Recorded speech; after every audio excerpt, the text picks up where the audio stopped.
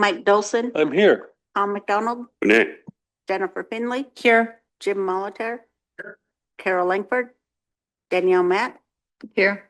Bing Matt, James Steele Jr., Martin Charlo, Present. Len Chitty, Lenny.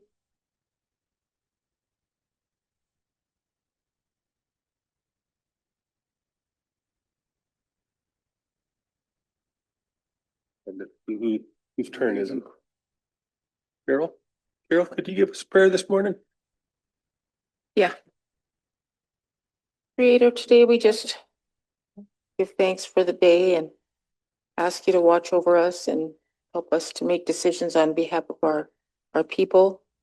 We also pray for the people who are lacking in food and sustenance, and just help us to guide ourselves to them so they know that we're here for them, and give them the strength to ask and reach out if they need help. We also ask you to watch over our elders and our children, and prayers to the Felsman family. Bossy has passed away, and anybody else who is ill or suffering from addiction, we just ask you to be with them and their families, and watch over our first responders and law enforcement. Mia. Thank you, Carol. Do we have minutes from November 4th?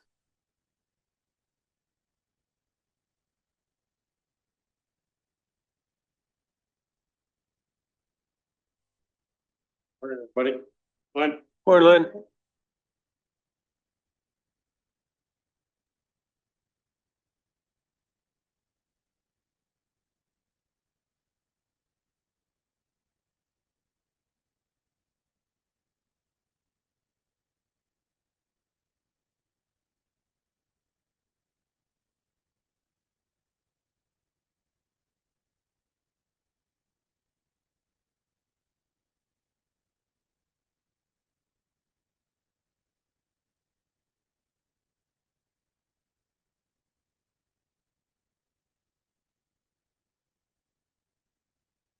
Motion to approve the minutes from. Motion by Martin to approve the November 4th minutes with corrections.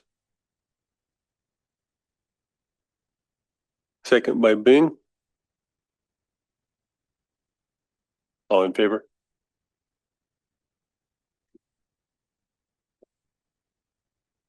Eight, 4, and Jimmy abstains. We have an agenda for today. Any additions to the agenda? I hear we have one walk-in. Tom? Carol? Jennifer and exec? Martin?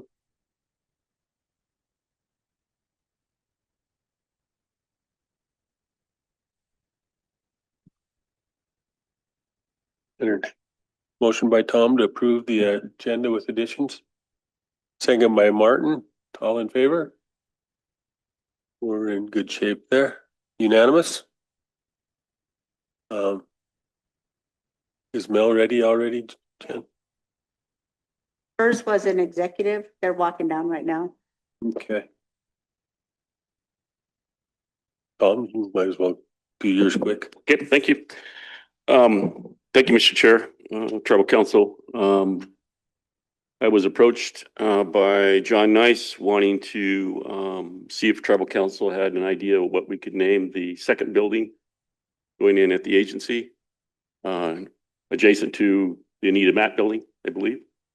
And he was wondering what it might be. I brought it up at the chairs meeting, and the suggestion was to name it the Sunny Morjo building.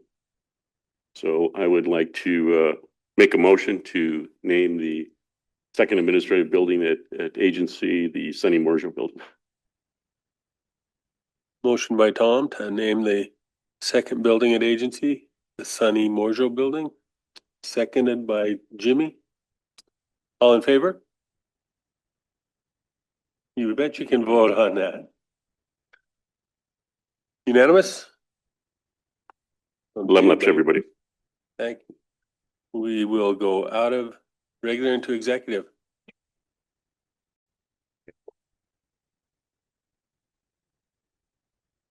Carol, you had an issue.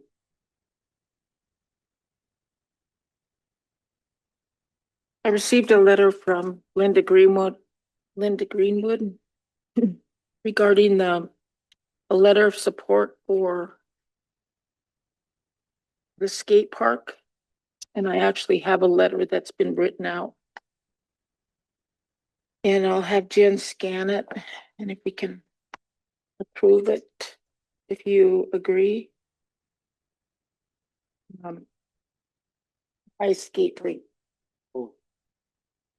Yeah, it's the Mission Valley Ice Arena Association is applying for, oh, it doesn't say actually what grant. Doesn't actually say what grant they're applying for, but they just wanted letters of support. And I told her, I said, you know, normally we do them individually because in case the tribes are going to apply for something that, and we're competing against each other. And so she said she would inform us on any grants that they are actually applying for, but I've got 3 letters of support. But it doesn't say who they are applying to.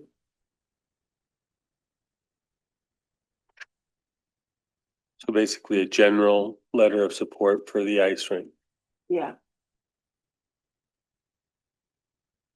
Any objections to supporting the pursuit of the ice rink?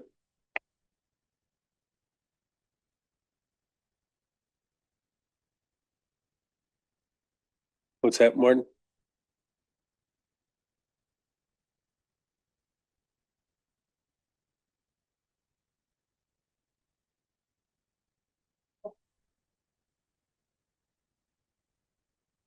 Ed, or Mine was just Brian Miller came in before we had officially started, so I just wanted to give a shout out to SNK Gaming for the donation to our SNAP response and working with them on doing maybe a food drive. So more details to come, but yeah, definitely appreciate the donation from the corporation, and hopefully the other corporations will follow suit. thank you, Martin. And one note that I received an email that basically referenced folks off reservation are wondering if there'll be assistance, SNAP type assistance for our off reservation folks, something to think about. So maybe before the end of the day, we can have a little discussion about that. That brings us to Diane. Come on up. Morning. Diane. Hey, Diane. Court. Good morning, everyone. I am coming into council to get a background waiver for Ina Andrew to take care of James Ald. He's requesting that she care for him. We called him and he said he doesn't want anybody else besides her. Motion by Carol to waive the background policy for the relative assistance for Ina. Second by Danielle. All in favor? Unanimous. Mr. Chair. Go ahead, Carol. I also wanted to say thank you, Diane, for the weekend when Leonard Michelle called me and you worked through the other situation with Diane Michelle. So, He's in there with her now and she seems to like her. So I'm Good. hoping that will go well. but you did that on the weekend and I just want to acknowledge. Yeah, Thank you. thank you. I do believe Jennifer had a question about elders program applications. Yeah, I just talked to a couple elders yesterday. First of all, I just want to say I'm so glad we have an elders program and I think you guys are doing so many good things for people.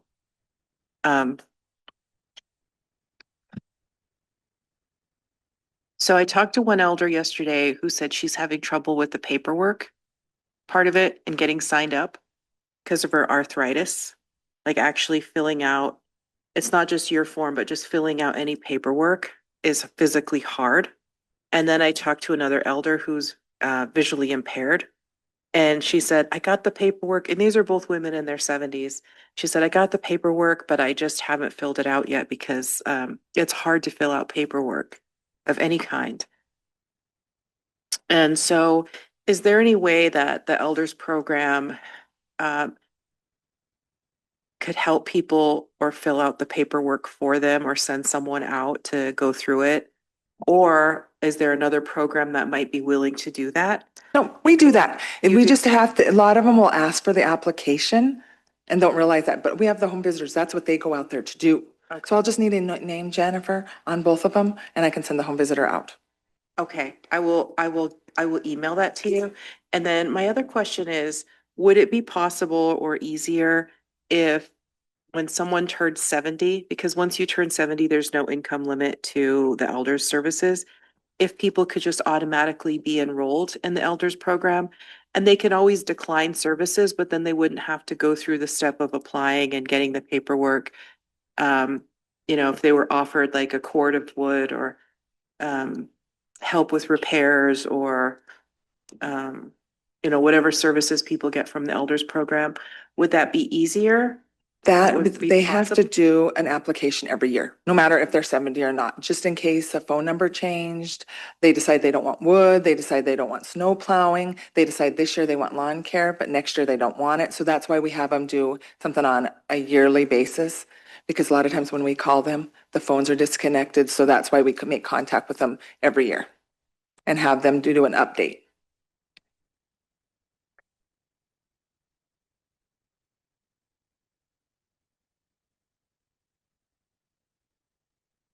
I do think there might be some things we can think about there though, so understand the situation. I'm wondering if they requested a service, whether they could maybe not have to fill out an application if they're over 70. If they requested lawn mowing, actually called in and requested it. So that we could have a policy where when they make the request, maybe they don't have to have an application if they're over 70. I don't know. On a couple of them, they've requested like on their application or didn't request it on their application, and they would call and say, why didn't you guys do this? We told you we wanted it. And so that, and then, but so it's went back and forth. Understood. Yeah. Understood. Thank you, Mr. Chair. So one question, so when one of our people turns 70, do they get mailed an informational sheet about the program? We don't have a database with that. That would come through enrollment. We don't have anything like that. We'd have to get a list every year to kind of give us an update. But we try to get out there to the centers and everything, letting people know. And a lot of them come in when they turn 70, or they'll give us an application like a month before and post date it for when they turn 70, so then when they'll be eligible. We modified the elder payment program to have that automatic happen because people were coming in saying, well, they didn't know about the program after the fact and that they were eligible and they didn't get the elder payment. So that list is generated each year from enrollment. So you could get a database every year of who's turning 70 to mail out to those new potential clients. Actually, that list is 65, so. That one is 65, but we can do one for 70. Yeah. Jennifer. Yeah, I just know two elders personally who didn't know they could get free services from the elders program. And I think one was 74 and I just happened to be at her house. And she said they were having a hard time finding people. She said she was having a hard time finding someone to mow her lawn. Just because she kept hiring dysfunctional people who had whatever. So she said, I'm just having a really hard time finding someone to mow my lawn. She's like, I just can't find anybody. And I said, well, what about the elders program? And she said, I didn't know I could get services through them. So and after that, she, her daughter helped her and, get signed up for services, but there are elders who don't know. And a lot of them are still working and they think, oh, well, I can't get services because I'm still working. So I will get denied So there's just people who aren't aware that they can get services if they're over 70 for free. And I just know two specifically because they're my friends, and then I encouraged them to get signed up for it. So I don't know how to get the word out better. I don't know. Danielle? Um, maybe quirky Diane, I'd maybe run an ad in the back page. I think that those spots are free, or maybe get with Rob just to see if we can't run something, even if it's quarterly in the Charcusta to just get a little bit more information out. That would just be, I think, something easy we could do immediately to try and make sure we're reaching everybody. And you guys do a wonderful job. There's always things that all of us can improve on, and if we can find a way to better reach them, then let's do it and work together to get there. So I think we've had some great ideas come out of here, and yeah, I trust you guys to keep reaching out to them and providing great service. Jennifer?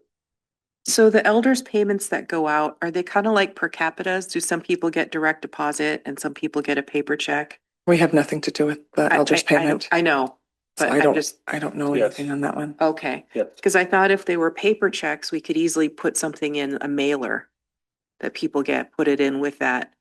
And maybe that's something we can even ask MVP to do, because I think they put out a newsletter. I mean, just thinking of things that already go out to people that that would be easy to attach information to. That kind of just goes out to everybody to reach more people. And now I have to say 70 doesn't sound as old as it used to. It doesn't sound that bad now. But I used to think 50 sounded ancient. I'm like, will I still be able to travel when I'm 50? So anyway, it's just, for some people, it's hard to ask for help. Some people, we kind of see the same people and you're asking for help all the time, but some people really do need help and it's hard for them to ask. And I just think anything that we can do to make it easier for them to get services, we should do that. I got Carol and then Corky. Just curious, Diane, how close do you work with T-HIP? The T-HIP employees, because We're getting better and better as we're going. I think that's the key right there. Those people are out there with the same Yeah. people that you work with, and they probably even are broader because it's health related. Yeah.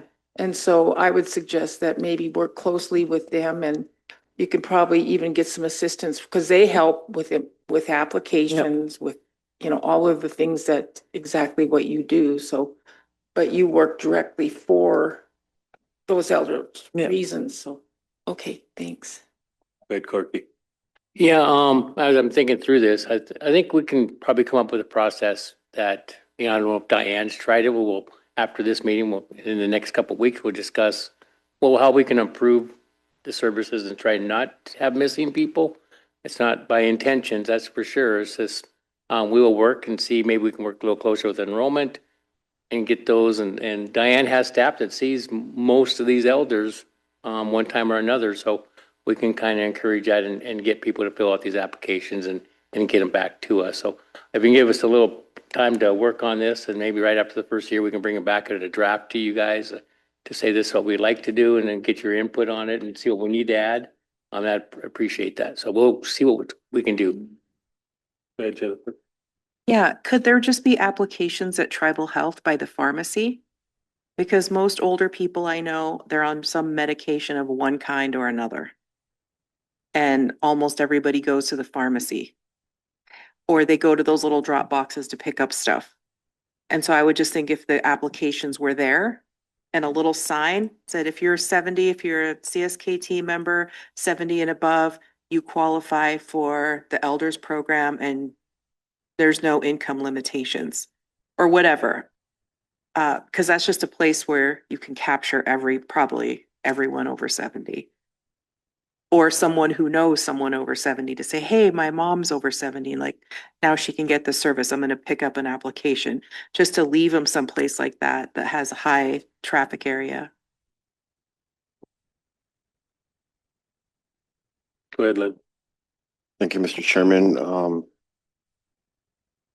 we close here, I just wanted to acknowledge Dan Adler and the entire maintenance crew. We are so fortunate to have such good workers serving our elders, so please let them know, okay?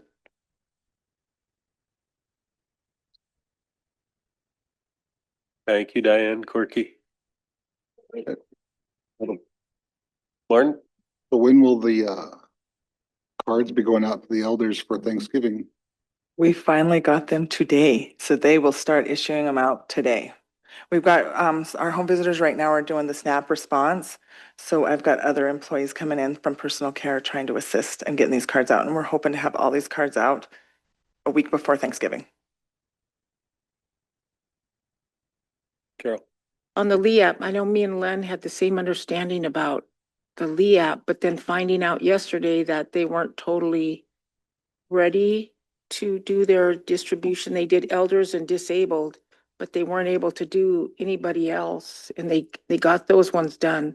But it's because there was not a disagreement, but some kind of a snafu between the finance and the LEAP program. And I have one more thing after that. Okay. Yeah, on the LEAP, so we had 122,000 carryover, and that took care of the elderly and the disabled. We needed to spend an authority I think when I talked to Greg last week, it's gonna be around 500,000 spending authority till they get the notification, because they haven't received the official notification yet. So that was gonna work out last Thursday. Didn't happen Thursday, didn't happen Friday, but I heard, Jordan called me last night and said that the LEAP will be coming in, they'll be coming in today to get the spending authority approved, or hopefully approved, so we can get those, letters out, those letters, the award letters to the individuals, so hopefully we won't have this, but there has been a delay in it, so hopefully today she's doing the award letters now, so we'll get them out as soon as possible. Okay, and my one other thing is I had a request yesterday to individual to apply for dire need to be able to get the distribution of buffalo. And the reason why, she said that I have 9 people in my family and I can't afford to feed them. And I would like to apply for dire need, and that she was denied. And Corky said it probably requires coming in here to request permission for that person or whoever to be able to apply and pay for the processing.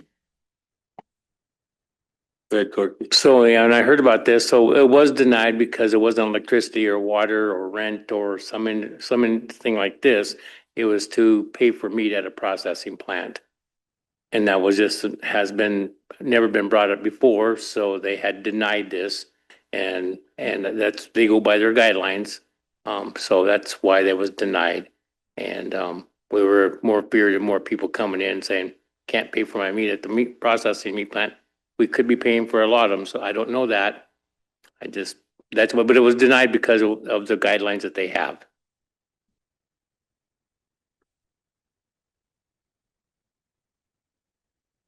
Is somebody asking for a waiver? Is that what? Yeah, well, yeah, they're asking to be able to do it, to be able to apply, because they have 9 people in their family and can't afford to provide, to buy meat. So they wanted to use this process. So I think it's food, but like Corky said, I don't know what it's gonna do to the program if it gets out there and it's wide open for people to use that. The assistance that's being offered for SNAP won't take care of this? I don't know. The person works, I don't know if they get SNAP.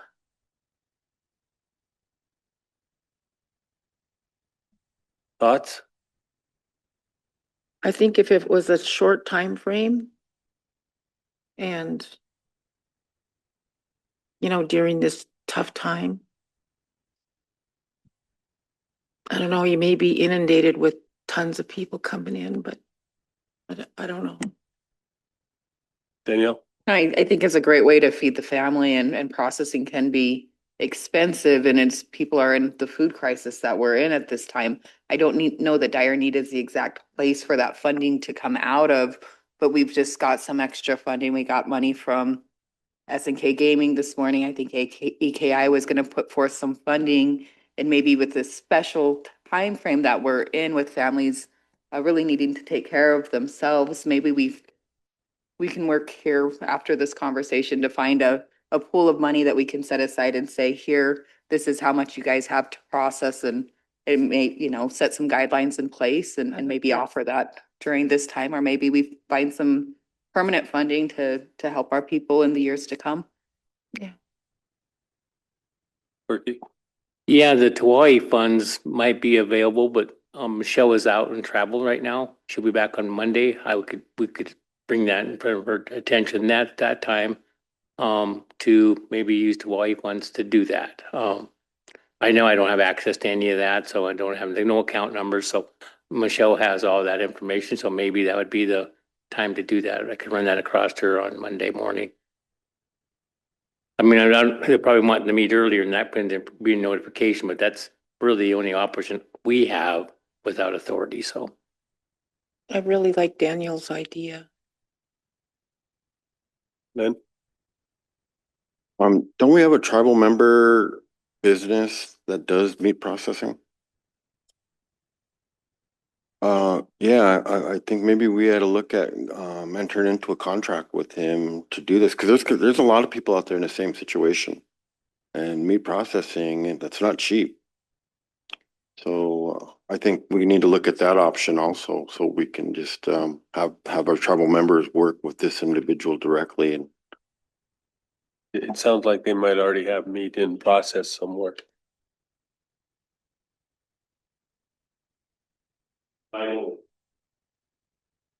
D&J, We'll Take their animals in there for processing, but then also do the buffalo for the family, that family. It's expensive. this is a processing of a buffalo, you know that? That's what she asked for, is 375. I think that's the lower cost for a calf or processing of a buffalo. Tom, do you know, does that sound about right? Processing was $1 a pound. Yeah, it varies. I think Lytle's like a $1.10 a pound, and the gentleman in Mission is like $1.30. He's a little higher. But Pound. do they have any meat available, a buffalo? The meat they have right now is the ones that failed the assurance testing that were in the quarantine program, and Yellowstone Park made carcasses available. We picked up 11 carcasses, and those are Whisper has those. Didn't she remark that they were going to the elders program? I believe so. Yep, we got them. I think we picked up 5 so far, and I think we got 6 more to grab from Lytle's. I can find out where she's gonna take, or where that meat's going and how she's getting it, and then go from there. Is that okay? She said about $375 though.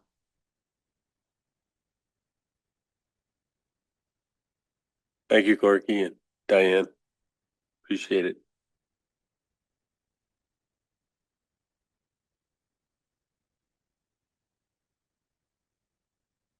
Morning, Ron. Daryl?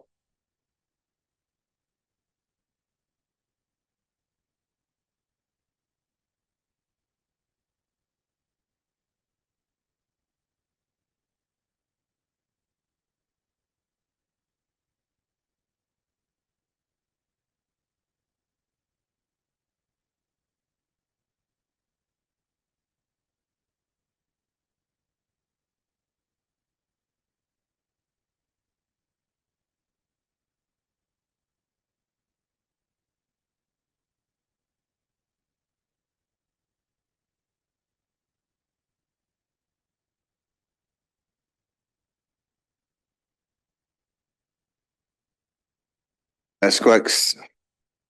So few things that we wanted to talk about. One was just a quick update from yesterday. We did have a meeting with some folks, some mad scientists and some folks from NIFC and others that are working with Daryl's program and putting together what we're calling the Blueprint Project. And Bing would like us to update council. So Daryl, if you could, just a couple words about that project and where it's going to go, kind of some of the funding and relationships you've built to make that happen. Yeah, so the Blueprint Project is a 5-year project that was funded through the BIA. It's similar to our RTRL projects, but it's not it wasn't funded through RTRL, so it is different. But it's basically trying to develop a blueprint or a pathway for tribes to utilize aerial LiDAR and terrestrial LiDAR to get that data, get it processed, and then get it back into the tribe's hands to where it's actually usable. So right now we have aerial LiDAR, and there's only like one individual at forestry that's using it, and she's self-teaching herself on how to use it, and very limited because it's a ton of data. It's so much data that's very slow to use.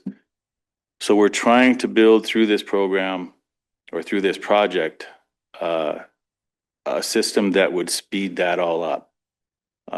Identify the needs for tribes. So like if specific servers are needed or specific computers are needed, what that need is. And there's also a prescribed fire side of this project as well. So the fire science lab with Russ Parsons, he's got several new prescribed fire programs that are coming out. And so we're helping him to develop these these programs and make them useful for prescribed fire side. So there's a couple different things going on in this project, but Russ has a large team, which is very helpful for us. He's working with Northwest Consortium. Yeah. They're the company who flew the aerial LiDAR for us. So they're a partner in this. New Mexico Consortiums, they're a partner in this. And originally it was going to be the Forest Service backed out, but Russ, as a Forest Service employee, is a partner with us. So there's several partners. There's a lot of resources that we pulled into this. And it's a high priority at the moment for this project to be successful from the national office through the fuels program. So it's going to have a lot of eyes on it, but I feel really good about it just with the resources that Russ is able to pull in and all the contacts that he's got. So I think for us, our fuels monitoring program is very involved. They're already using the ground LiDAR machine. They feel very comfortable with using that and collecting the data. It's just through this, how do we get it processed? How do we get it back? How do we make sure that the data that we're collecting is not shared and it stays with us? So that's all part of this project. But like I said, it's a 5-year project.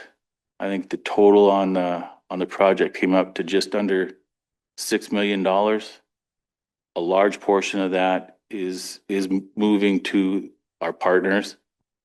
I think there's around 200,000 roughly that will stay here to help us get different. One of them will fill one position for the 5 years of the project, and then equipment will be bringing in, like the computers, possibly a server if needed, and then what's the internet? Starlink. Starlink. We're also getting Starlink for Starlink is a big Division of piece. Fire and Forestry. So, but it's a really good project. It's just gonna, like I said, it's 5 years, so it might last longer than me. So. No way. I'll be getting my lawn mowed by the time it's done though. I just heard that. Live action. So, yeah, great project. Daryl's done an excellent job getting us in this position. Mark Jackson at the national office, NIFC. He really likes us. We've worked with him for decades, and he's the financial support for this. And LiDAR is, if you don't know, it's a satellite imagery of the biome of the trees that are growing. So they've got a picture of all the trees on the reservation, and you can do a lot of things with that information. And like Daryl said, data sovereignty was an issue that was brought up, and we worked with Mark and Vinny Carrero. They're the ones that flew the LiDAR initially, and yeah, they're part of ITC. They're intertwined with us in a lot of different ways. And so it's a great, comfortable environment. And then this Russ Parsons, I mean, if you ever have a chance to go by the fire science lab, he's crazy. He could talk for days about this. He just loves it. So great project. Bing was there. Appreciate having leadership there to listen and kind of see where we're going with this blueprint project. Okay. Any questions? I guess one question I have is how long is the LiDAR data that we have? How long is it relevant? Does it have a shelf life? Yeah, it does have a shelf life. They're not, it's fairly new, so they're not entirely sure, but they're guessing anywhere from 5 to 10 years is what they're guessing. But what we're hoping is with the ground LiDAR that we're now collecting, we can use that to correct some of the aerial LiDAR, which might extend the life of the aerial LiDAR, is what we're hoping. So, Yeah, like 51 aircraft now, fixed wing aircraft. And I think with our relationship with our interagency partners, there's a chance we could get a flight here fairly cheap. And having that support from the national office, I think we could probably get an updated, especially with this project, the way it's going. I think it's cutting edge. So Dick Rothermill built a fire behavior model in 1972, and it's the same thing we use today. This will take us to a new horizon. And it's hard for an old guy to listen to, but it was interesting, man. They were using, yeah, it's just cool stuff. So yeah, more to come from that one. Worked with Ryan Roosh, and we do have a letter that we want to send. It's our initial consultation letter to the unification of the Department of Interior Federal Fire Service. And again, this is initial letter.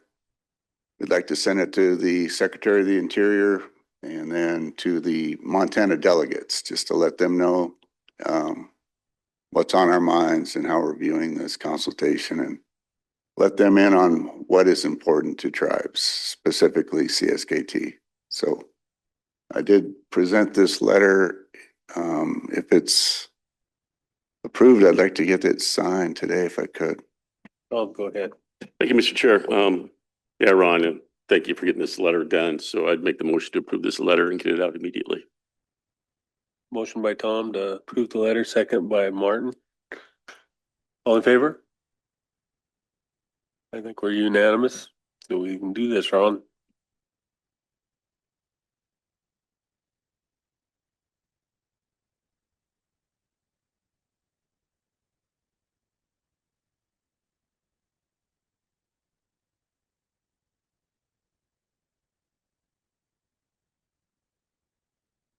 Awesome.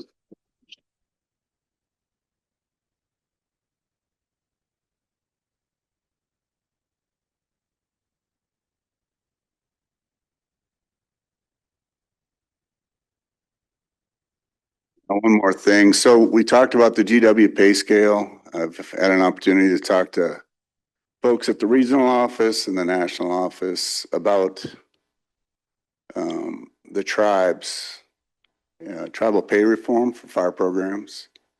And I've handed to you the federal letter that we received. It's from Brian Mercier.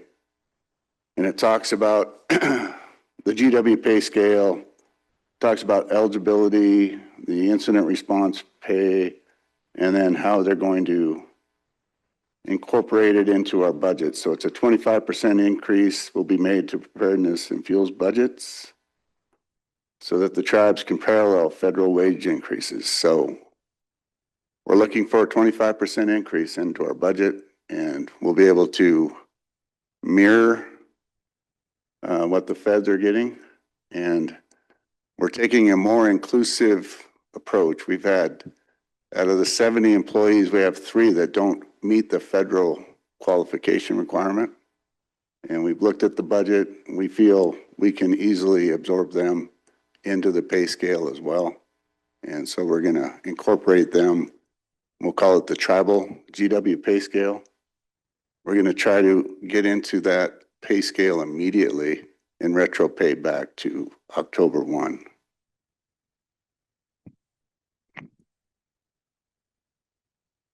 Questions? Do you look for a motion to approve that pay scale? I would like a motion to approve and to allow retro pay back to October 1. Motion by Bang to do so. Second by Jimmy. All in favor? We're unanimous. Thank you, Ron. Thank you. Daryl. Have a good day.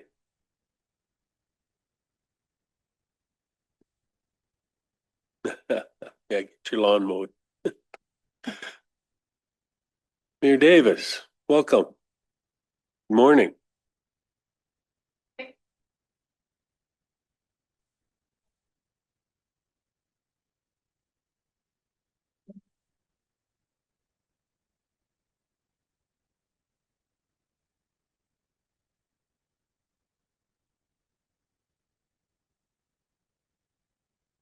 Well, welcome.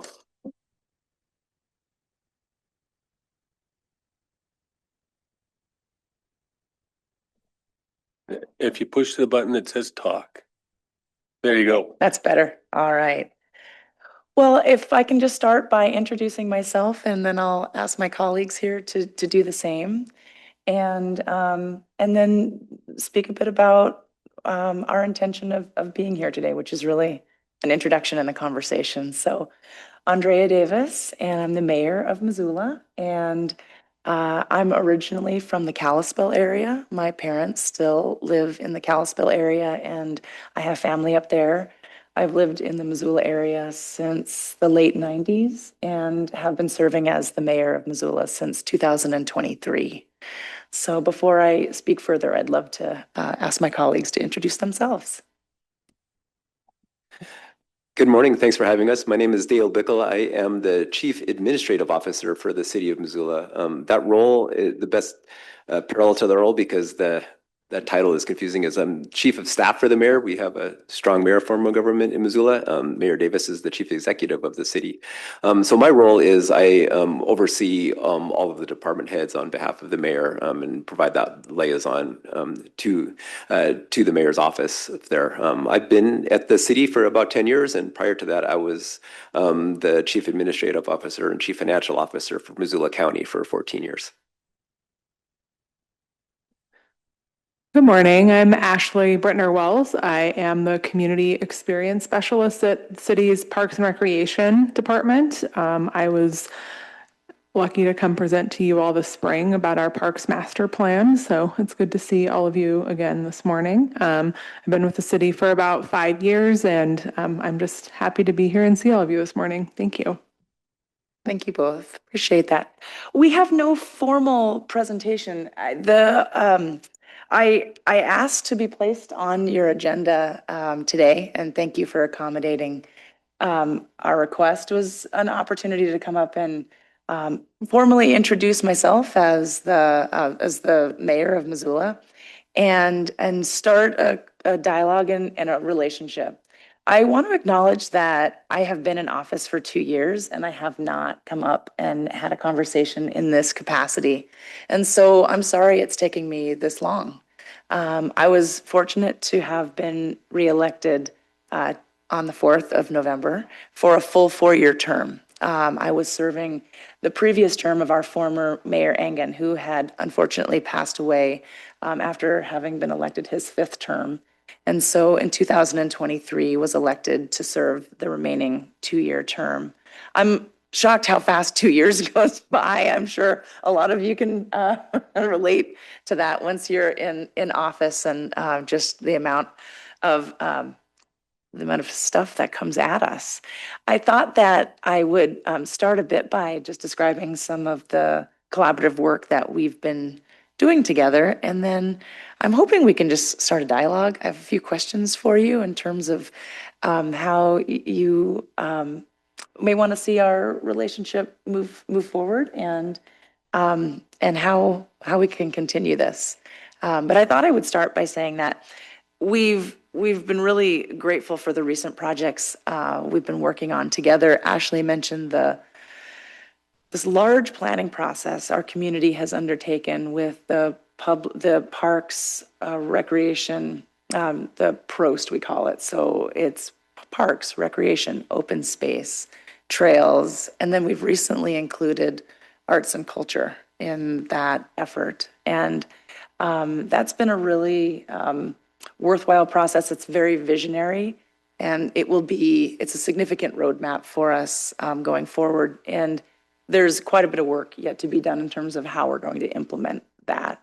Some of the projects that have been in motion and that are currently underway, as you know, the city of Missoula was successful in acquiring the water utility. And so now we're the stewards of the aquifer and of the water systems feeding that aquifer.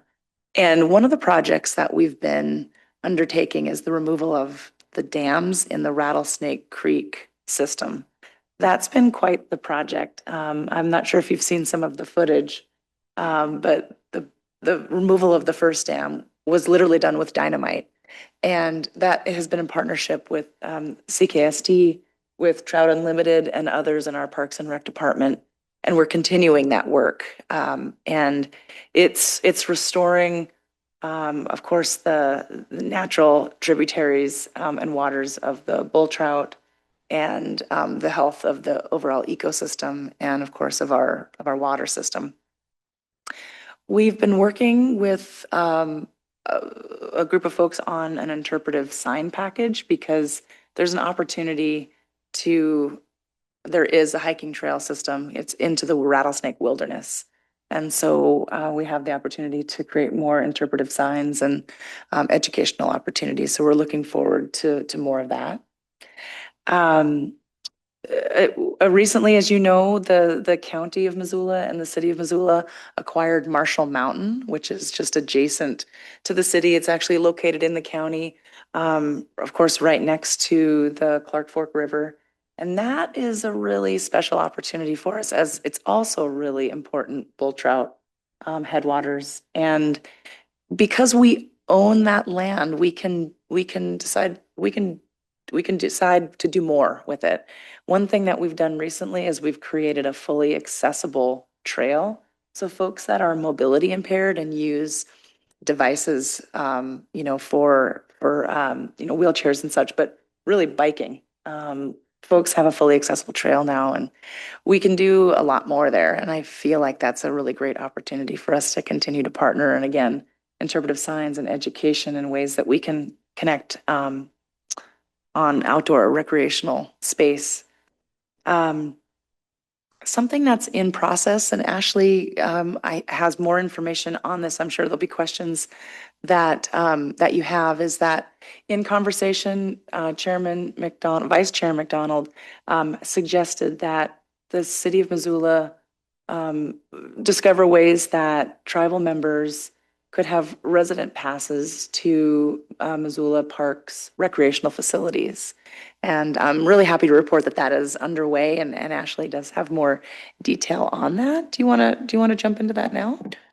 Yeah, I would just say thank you to Vice Chairman McDonald for bringing up the idea during our presentation this spring as a way to extend our resident discount program that we offer Missoula residents, a discount on some of our programs at Parks and Recreation.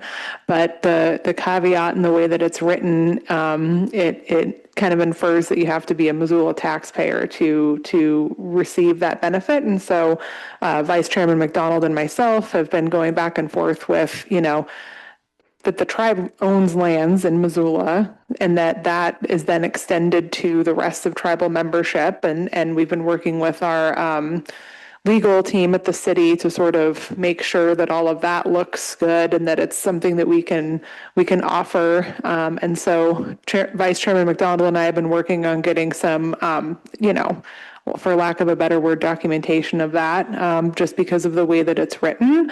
And then the goal is to get it adopted with our master fee schedule through Parks and Recreation. And so the start of a conversation about, how we can sort of through Parks and Recreation, I guess, acknowledge and work with you all on some of our lands and interpretive signage and place names and things like that really turned into this other tangible benefit that I think is really great. And I just thank Vice Chairman McDonald for bringing that idea to the forefront and then also offering a little story about his just personal relationship with Parks and Recreation as well. And so grateful for that opportunity to work together and hope to see that through as soon as we can.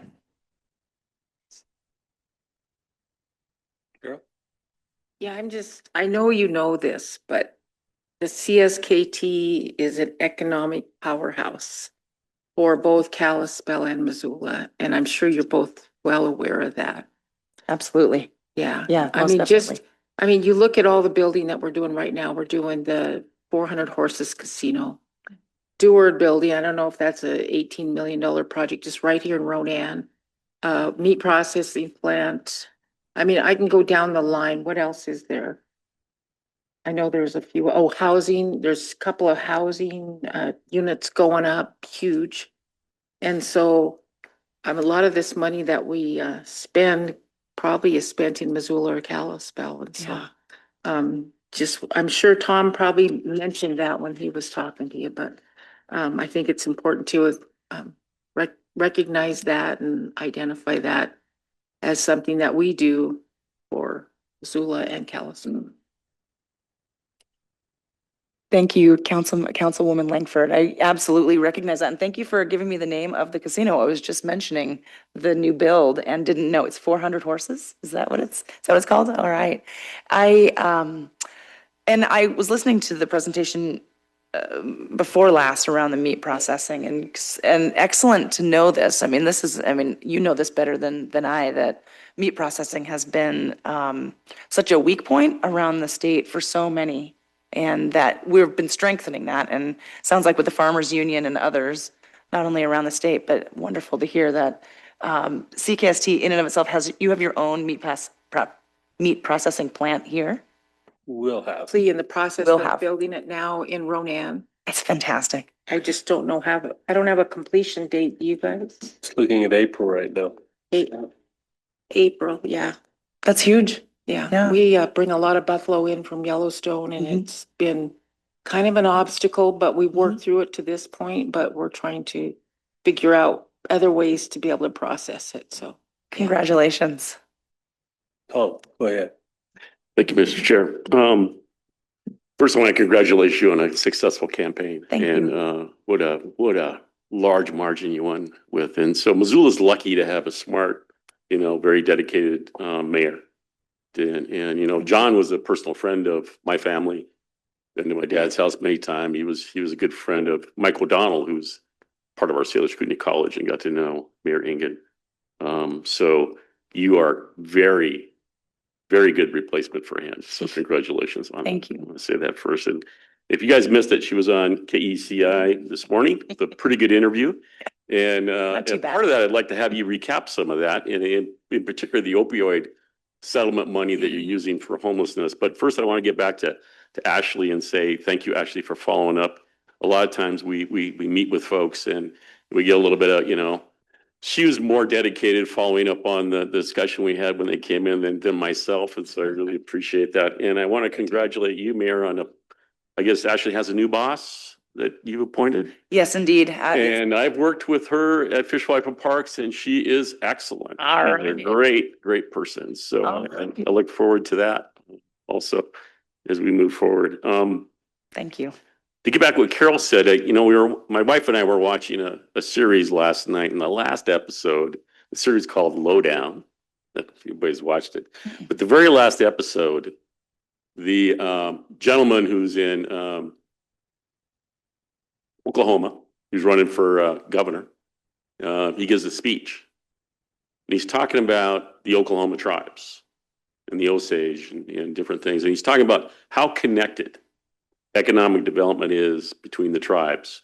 So if the tribes are successful, the state's successful. If the tribes are successful, the city of Missoula is successful, and vice versa. So we are connected, very connected as far as economically.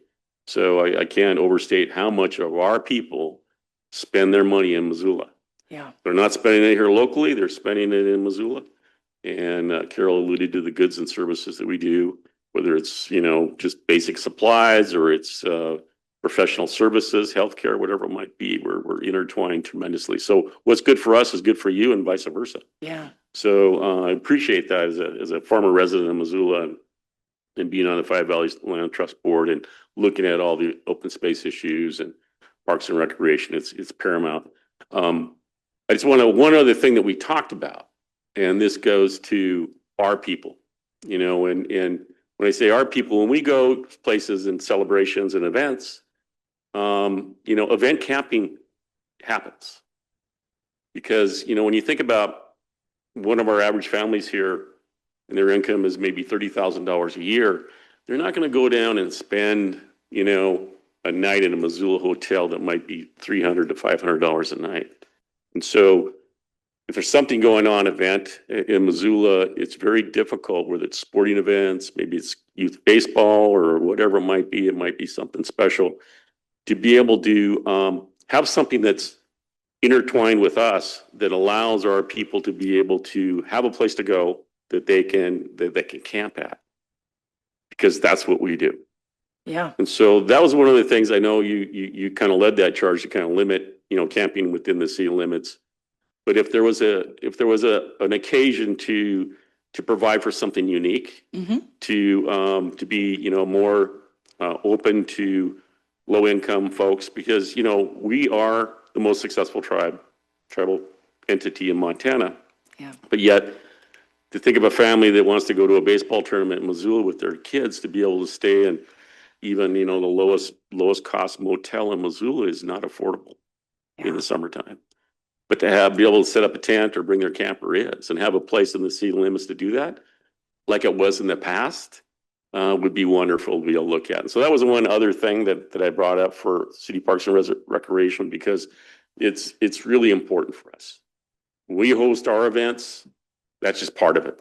Camping's part of it. And it's huge. And that's a requirement for us. And so to bring more of us into Missoula, I want to thank the city council for their land acknowledgement. It's the heart of our Aboriginal territory in Western Montana is Missoula. And that's really important for us to continue that connectivity and doing commerce in Missoula. So that would be something that would really be interesting to see if there's any way to reshape that or think about differently, think outside the box. The county fair is going on, the Western Montana Fair. Is there some place that our people can go camp and attend that fair? Is there a Coyote powwow? Is there some place that our people can camp? Wherever it might be a state softball tournament, it might be this or that. But our folks are deeply entwined in those outdoor sports and those activities that occur. And that's important. I want to thank the city for giving us the key to the city back at the event when we renamed Higgins Street Bridge, and the continual support for our powwow that Martin leads every year, but may not. Maybe trying to pass the baton or the drumstick on to somebody new. I don't know, but that's all really great stuff. So we want to be able to push the interpretive signs. We want to make sure people were here. We want to make sure that everybody in Missoula knows that. Here's the history of the landscape. We are definitely not going anywhere. And we want to be a stronger partnership in the careful caretaking of the landscape. And that's the great thing about Missoula. It's the very first place we started open space protection.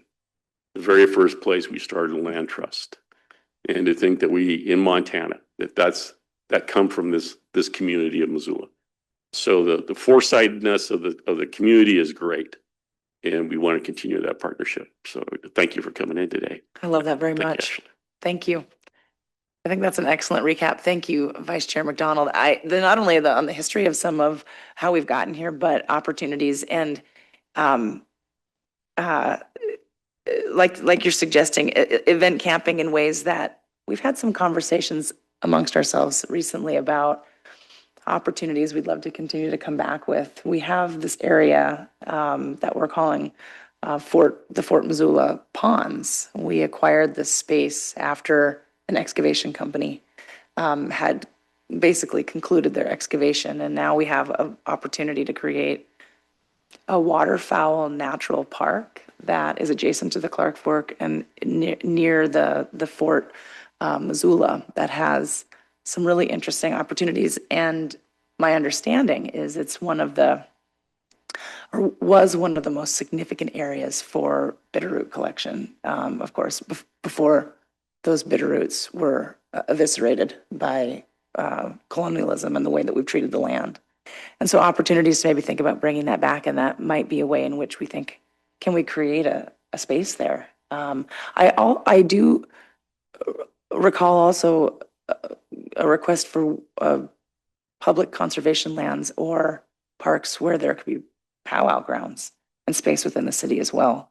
So I would love to continue to work on this opportunity. And thank you, Martin, for the powwow festivities at Bear Tracks this fall. It was wonderful. It was frigid cold. And people gathered within basically the walls of the pavilion, and it worked out really well. And just thanks for the opportunity to be there and take part. It was really excellent. You see that I'm wearing Linda King's piece today. I was just on the phone with her and recognizing what you said, Vice Chair McDonald, about the members of CKST spending their money in Missoula. That's where she is, and she and Corky are today at a doctor's appointment and having lunch, and we're going to connect when we get back there. But it's an excellent point that and our communities are inextricably linked. And really, I think the conversation today is to continue to mark that commitment and dedication from leadership of the city. And I love this exchange of ideas and thinking about how we can continue to do more of that. I think one of the areas that we're really interested too is to see how more tribal members can be actively involved in some of the decision-making space when it comes to boards and commissions that are related to both the city of Missoula and the county, and then employment opportunities. Dale, would you just highlight a few of the ways in which we hope we have addressed some ways in which we think we've removed some barriers, but we'd like to be able to brainstorm additional employment opportunities in ways that there might be ways that tribal members may wish to seek employment with the city.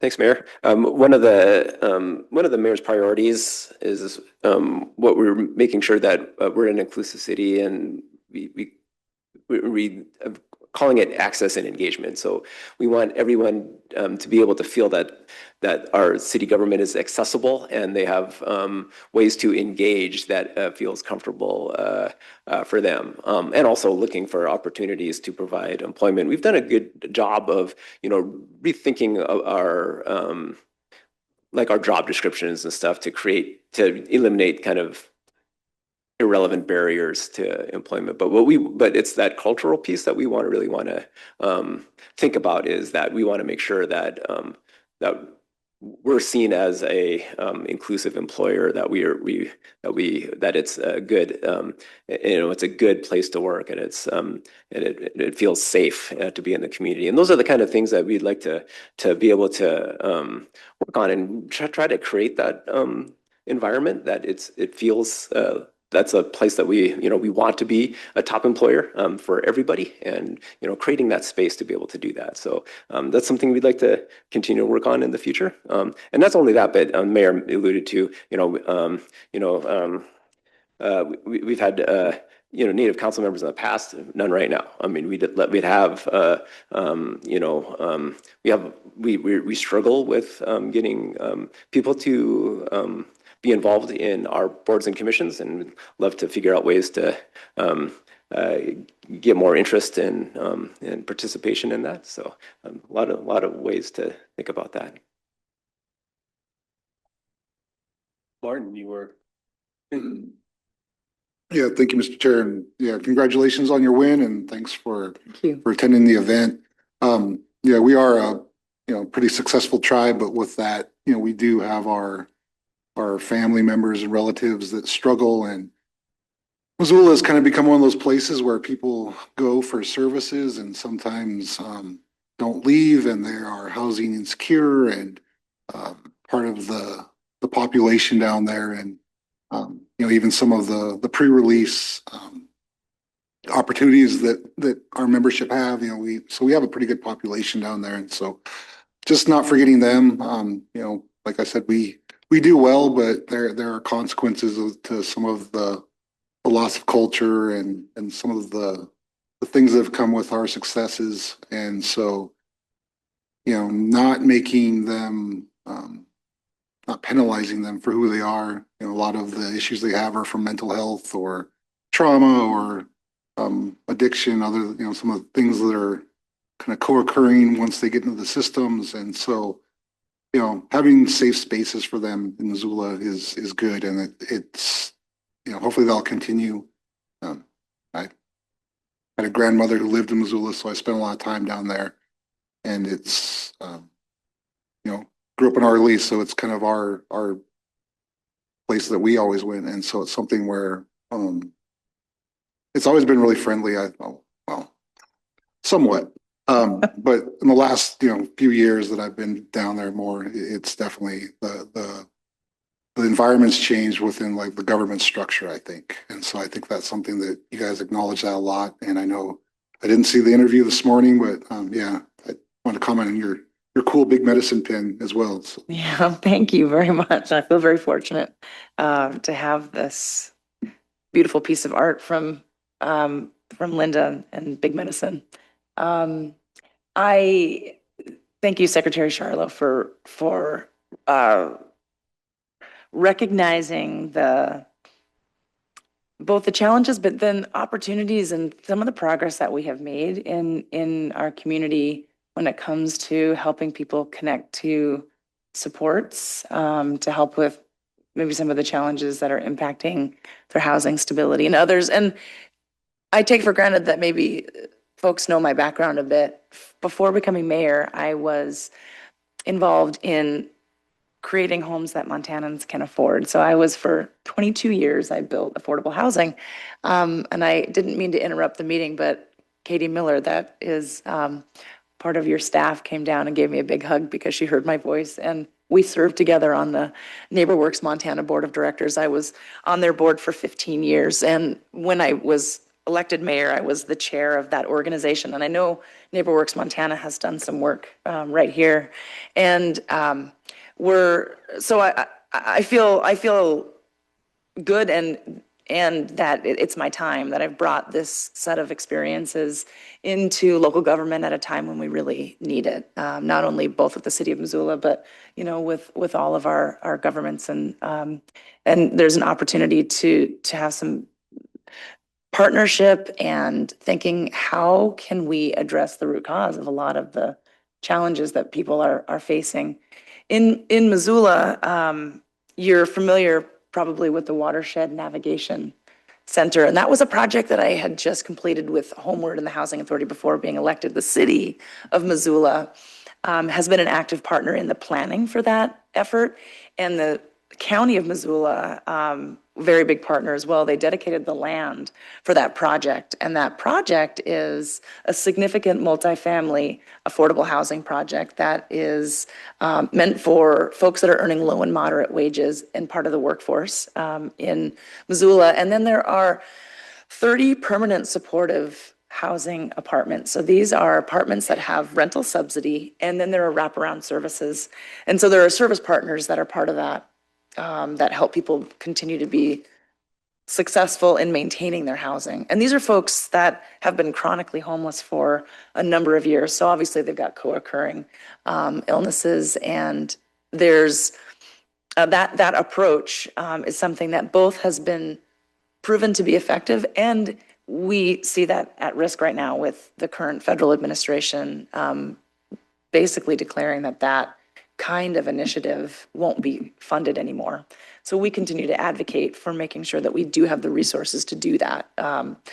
And the Watershed Navigation Center is really something that has been evolving and will continue to, because the whole idea behind that is that building it adjacent to the Missoula County Correctional Facility, there's some really cool things happening where we're working to help folks get connected to the resources they need immediately after going, serving their time. And so folks are not just out on the streets again, but that we're reducing recidivism early on by making sure folks have the opportunity to get connected to resources, largely through housing options, but then job connections and other kinds of mental and behavioral health supports, ideally spiritual supports, things that they need to be successful. Sadie Pion and the Cultural Council came down for an early visit to the building of that Watershed Navigation Center to just learn about the services that were envisioned there, and ways in which the space could be a safe place, in particular for tribal members, knowing that there is a high percentage of the folks that are living houseless in Missoula are tribal members. And how do we make this a place that they are feeling warm and welcome to be? The Deckers, Aspen and Cameron Decker, created a gorgeous mural in that space. And so if you have a chance, if you haven't yet, to visit it, it's really quite something. So if I maybe it's a good time to go ahead and highlight some of the things I talked about this morning in terms of the progress that the city is making. So indeed, the city council did pass an ordinance that limited camping in the city of Missoula, partly because of the challenges that we were having with and when I say urban camping, what I mean is not necessarily people coming down for softball games and other events, although I can see how that negatively impacts people's opportunities. It was folks that were living houseless that were really without the right kinds of supports to make that successful. And it was stressing not only people that are living houseless, but also residents of the community, businesses in the community, and how can we manage this situation? So the ordinance that City Council passed, I think, does help us manage that situation. We have a compliance team that are out in the field and connecting with people to help them both be compliant with that ordinance, which allows folks to camp, but for a shortened amount of time. And then also, we started a vehicle permitting program because we had a lot of people living in cars and RVs, but they weren't necessarily being supported or connected in any way. So this has actually allowed us to be able to help with trash removal and help with the septic system within their RVs, so that it's a more sanitary situation. And then ideally, hopefully people living in their cars isn't the end all be all, right? Well, hopefully we can help them connect with other ways that they're finding the kind of housing supports that they need. This morning, I talked a little bit about some grant resources that the city has been able to obtain, and this is through the opioid settlement funds. So every state received opioid settlement funds through a national court settlement, and the Missoula County area is the Missoula area's opioid settlement, they call it the region. And so the city obtained a $250,000 grant to be able to continue the work that we did alongside the housing sprint that we did when we had to close the Johnson Street shelter. And that's a flexible fund. And these flexible dollars are incredibly valuable because it helps people, like we can help folks apply for rental, so rental applications. We can get people phones and phone cards so they can actually follow up on medical appointments. We're helping people pay down rent arrears and utility arrears, the kinds of things that actually hold people back from being able to successfully get a home. I mean, there's these barriers that sometimes you just need to clear these barriers, and then folks, can find a home, and then we want to support them. So how then we support them is this, we've titled it Pathways to Housing Stability. The city of Missoula has some staff members that are really working more on policy-oriented work, but we want to be able to work with our other partners in the community to help people with light case management, because again, many people, if we can help them stay stable both before becoming houseless, but then also after they obtain a home. And the way that we were able to justify to the opioid settlement trust is that 42% of the folks on our coordinated entry system, which is basically the list that we use to track folks that are homeless, and that we, not only the city of Missoula does this, but many cities across the state, so we can be coordinated and again, reduce barriers so people aren't filling out the same application everywhere they go, but that we make it easier for people to access services and housing. 42% of the people on that list identified substance use as the primary reason for either the cause of or why they are still homeless. So we were able to utilize that data to obtain this grant to say that we can be the warm handoff when it comes to connecting people that are currently living on the street or in shelter and getting them into housing. How do we make sure that they stay successfully in that housing, and if they need the supports for either substance use treatment or other things that help them, like I said, stay housed. So we just received that grant. We look to partner with other folks like AWARE, the YWCA, Western Montana Mental Health, and others. So this is all just developing, and we look forward to hopefully partnering with you as well on this to see how it is that we can continue coordination. There is a partner here I'm trying to remember her name. She's been so incredible. What's that? That might be, the organization. Yeah, and and then there's a woman that's part of your tribal court system that's been incredible to work with when it comes to just the criminal justice restoration work that we've been doing. Yes, Ann Miller, thank you. She is so highly regarded and really has created the roadmap, I think, for some of the things that we've been learning, both at the county and the city, in terms of work for criminal justice restoration and helping people be successful once they exit the system. I'm good. Tom, and then Thank you, Mr. Chair. Mayor Davis, just one question. Though that 42% population that you're talking about, was that self-identified, or were they actually saw by somebody and that was verified? My understanding is that those were self-identified. And then that through vetting, because we're opioid settlement funds receiver entity also. So we've been trying to build a program to utilize that fund. So that's why I'm really interested in that. Great. If there is anything, we would be happy to provide you with the applications that were successfully funded. If you're curious, we had 5 applications successfully funded in the community. The first being our community public health, and that's on the substance use disorder prevention program. And then another was through Partnership Health Center. And Partnership Health Center stood up a program during the pandemic.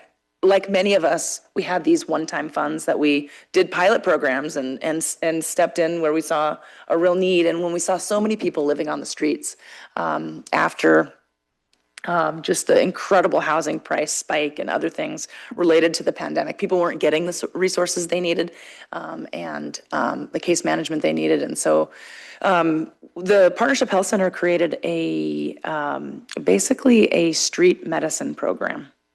And they tweaked it. They made some tweaks. I think they're going to be more successful. And that's one of the programs that also got funded through the opioid settlement.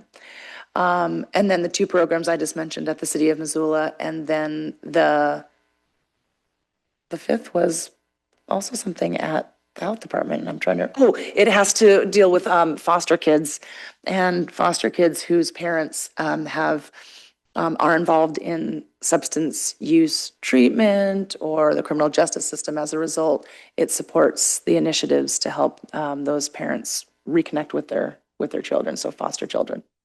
But yeah, this is brand new for us, I'm sure, as it is for you. I can imagine the same for you. We must have had, I don't know, 7 or 8 times the number of applications than we could fund. The need is great, obviously. And so going through the process of how we evaluate how we can make the most of these limited dollars.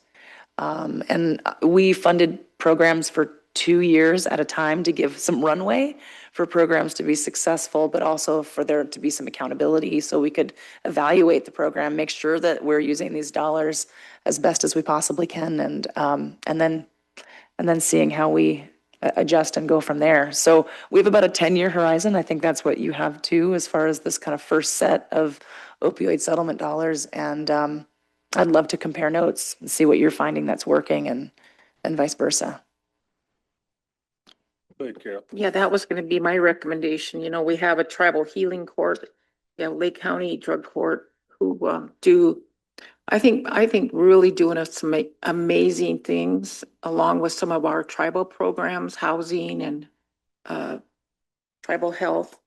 And I think it might be a good idea if we came together in a meeting and talked about, first of all, our programs that are going on, because the tribe here is culturally relevant to our people, even though there's members of other tribes that are allowed to come into the court system. But I really think it would be good if we all sat down together and shared our ideas, because we have the reentry program, and I don't know if you guys are aware of that, but we have so many things going on that maybe in some cases for our own people we could assist with.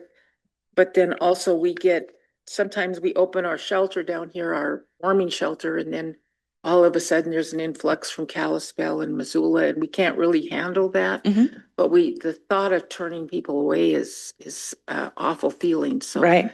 anyway, I think whatever we could do to bring us all together would be helpful and good for all of our people. So Yeah, I agree, Councilwoman Langford. I would love to have a greater coordination in our region. I mean, when we're talking about, you just articulated it very well. I mean, folks that are often people need to migrate where resources are. I mean, that's, it makes sense, right? And so regionally, how can we be more coordinated? Because I think that's how we'll all be more successful for our people. I like that idea a lot. Thank you. Any other questions? Jennifer, go ahead. Not a question, just a comment, Mayor Davis, and thank you all for coming. We have so many tribal members who go to school in Missoula, either in the public school system, at the University of Montana. And we just have it's part of our ancestral homeland. And when my grandmother was born, her mom took her on horseback right after she was born to Missoula to dig Bitterroot. And, those places don't exist in Missoula. They're all covered by buildings and houses. And so the energy and the medicine of our people is still there. And I can feel it when I go into Missoula and I like to walk along the river. I can still feel that, the power of that place that it holds for us, that it always will. And so for sure, we will always be intertwined. And, I think the border of the reservation in Missoula is really an arbitrary border. It's all part of our homeland. And we'll always be connected to that place. And I really believe that the land has a memory and it recognizes us, it remembers us. And so, yeah, it's a very special place for us. And Missoula is a very unique place too. I think it just has its own, it has its own flavor, which is really nice. And I really appreciate you all coming in because, you know, not all the governments that we deal with are as are as wonderful to work with. And so I just think it's a really great thing that you came down here and met with us and got to know us. And we really appreciate that. Um, and I'm really glad that Tom mentioned how much we contribute to the economy of Missoula.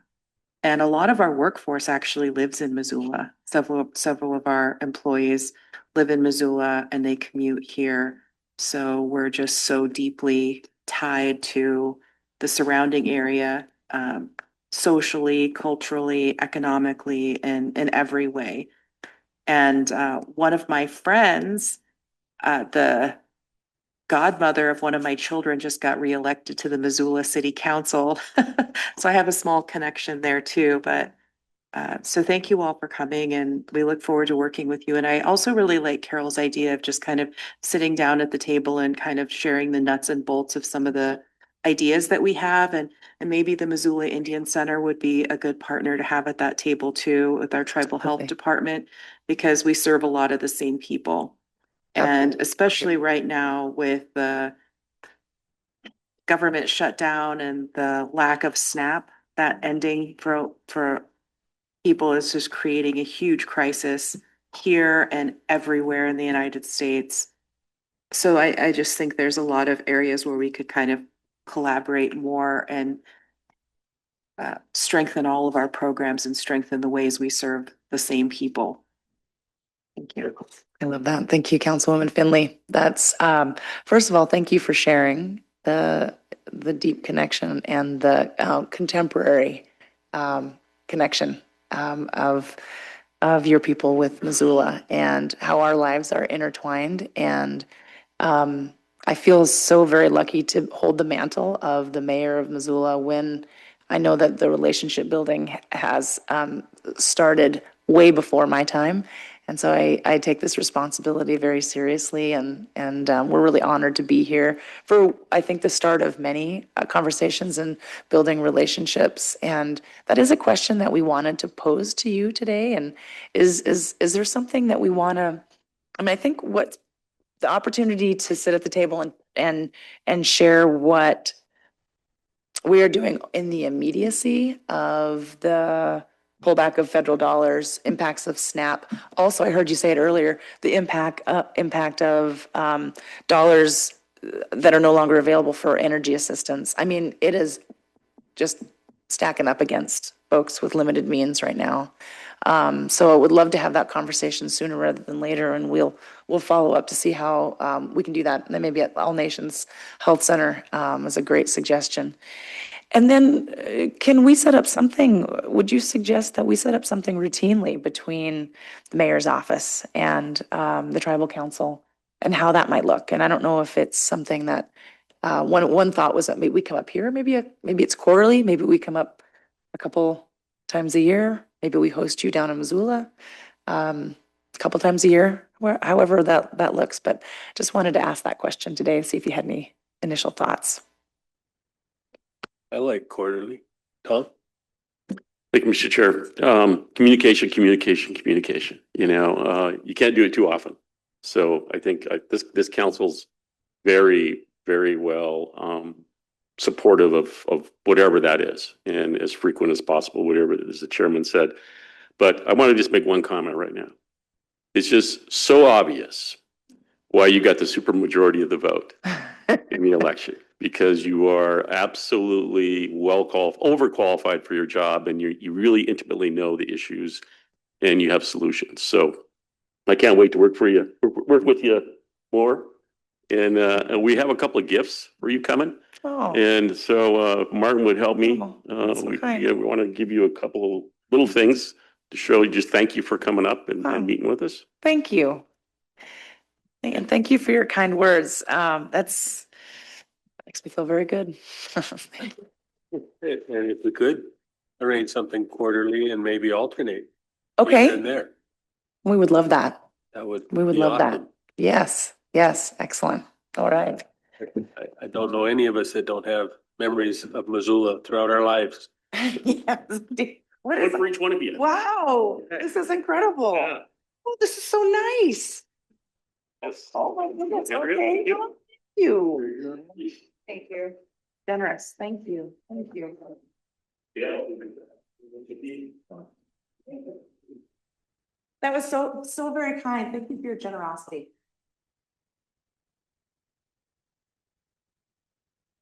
Well, I thank you so much for your generosity. It was so kind. I know that we're coming to the end of the time that we were scheduled to be with you. We're here as long as you'd like us to be. And but I would just say that did you want us to open it? Should we take these with us and then open them? Or do you want us to do it here? I think that's up to you. Okay. Well, let's see what they are. I would love to be able to. I thank you for a cool. All right. Well, these are called Boca boxes. What are they? Where you put your lunch. Very cool. Where you put your lunch. Thank you. We don't want you to waste plastics or anything. We want you to have things to. I mean, this is one thing we're working on all the time too. Yes, is reusable items. Thank you. Gorgeous. Nice. We're constantly working on figuring out ways in Missoula where we can reduce the amount of landfill waste, and we don't own, when the city doesn't own the landfill there. And so we work with our private partners on our zero waste plan and just ways that we can continue, you know, with what's going on with the feds. Obviously, there's some headwinds with some of the plans that we had in terms of increasing our usage of green energy, solar, those kinds of things. But we're going to keep working on it. We have to. And so congratulations too on what you've done with the dam. And I just want to say that noting here that Robert Bob Gochi was somebody that I worked with for many years when I was with, he was on the Board of Housing and in my housing world. I knew Bob Gochi for a long time, and so his passing is felt by all of us. I know significant for you, and the efforts that he did with SNK and of course with the dam is just incredible. I happened to pick this up in your lobby and see that he was recognized in your annual report, and I just wanted to mention that today that that he's an incredible human, and we miss him. We do miss him. Yeah. Thank you. Definitely. Thank you for coming, and very good to meet you all. And safe travels. That we will. All right. We'll see you again.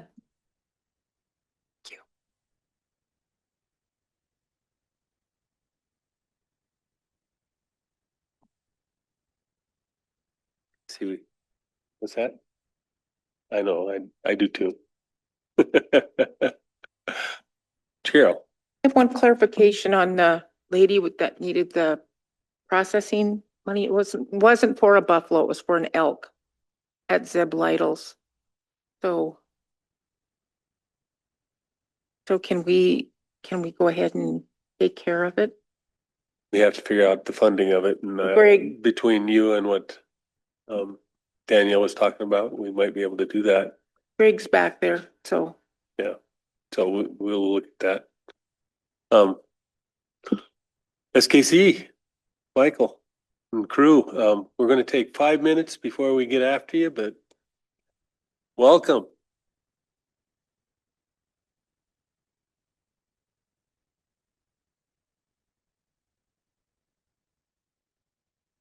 There you go. Welcome, Michael. Good to see you. Welcome, SKC. Hessel Hall, Kisukukit. We're just visiting here about how much I love to drive. Excuse me. It's so good to see you guys today. Thank you. Thank you, everybody, for your support over the last weekend and the love in helping try to find somebody to speak. And those of you who are in attendance during the inauguration and different Founders Week events, that was I apologize incredible. for not being able to be there. You know, it was the craziest day I think we could have had the event. It was the day that most of the board said they could make it, but Halloween is hard for everybody. So it's just the way it goes, right? There are other things to do. So today we came to see you in September and at that time we were asking if we could meet with you specifically today because we are excited to share about one of the biggest projects that we have on campus right now, the Headwaters Tech Hub. And Tim Van Raken has been able to join us from DC. So he is the founding executive director and regional innovation officer for the Headwaters Tech Hub with a focus on growing global leadership in smart photonic sensing systems. Prior to joining Headwaters, he worked for Senator Tester as a policy advisor for technology and transportation. He also led the 2022 CHIPS and Science Act, which was a incredible bipartisan legislation that established ambitious new directions for U.S. innovation policy, including, I better read this part, Tim, including the creation of Regional Technology and Innovation Hub, which is connected to what we get to do today. So he has been in this work for a very long time.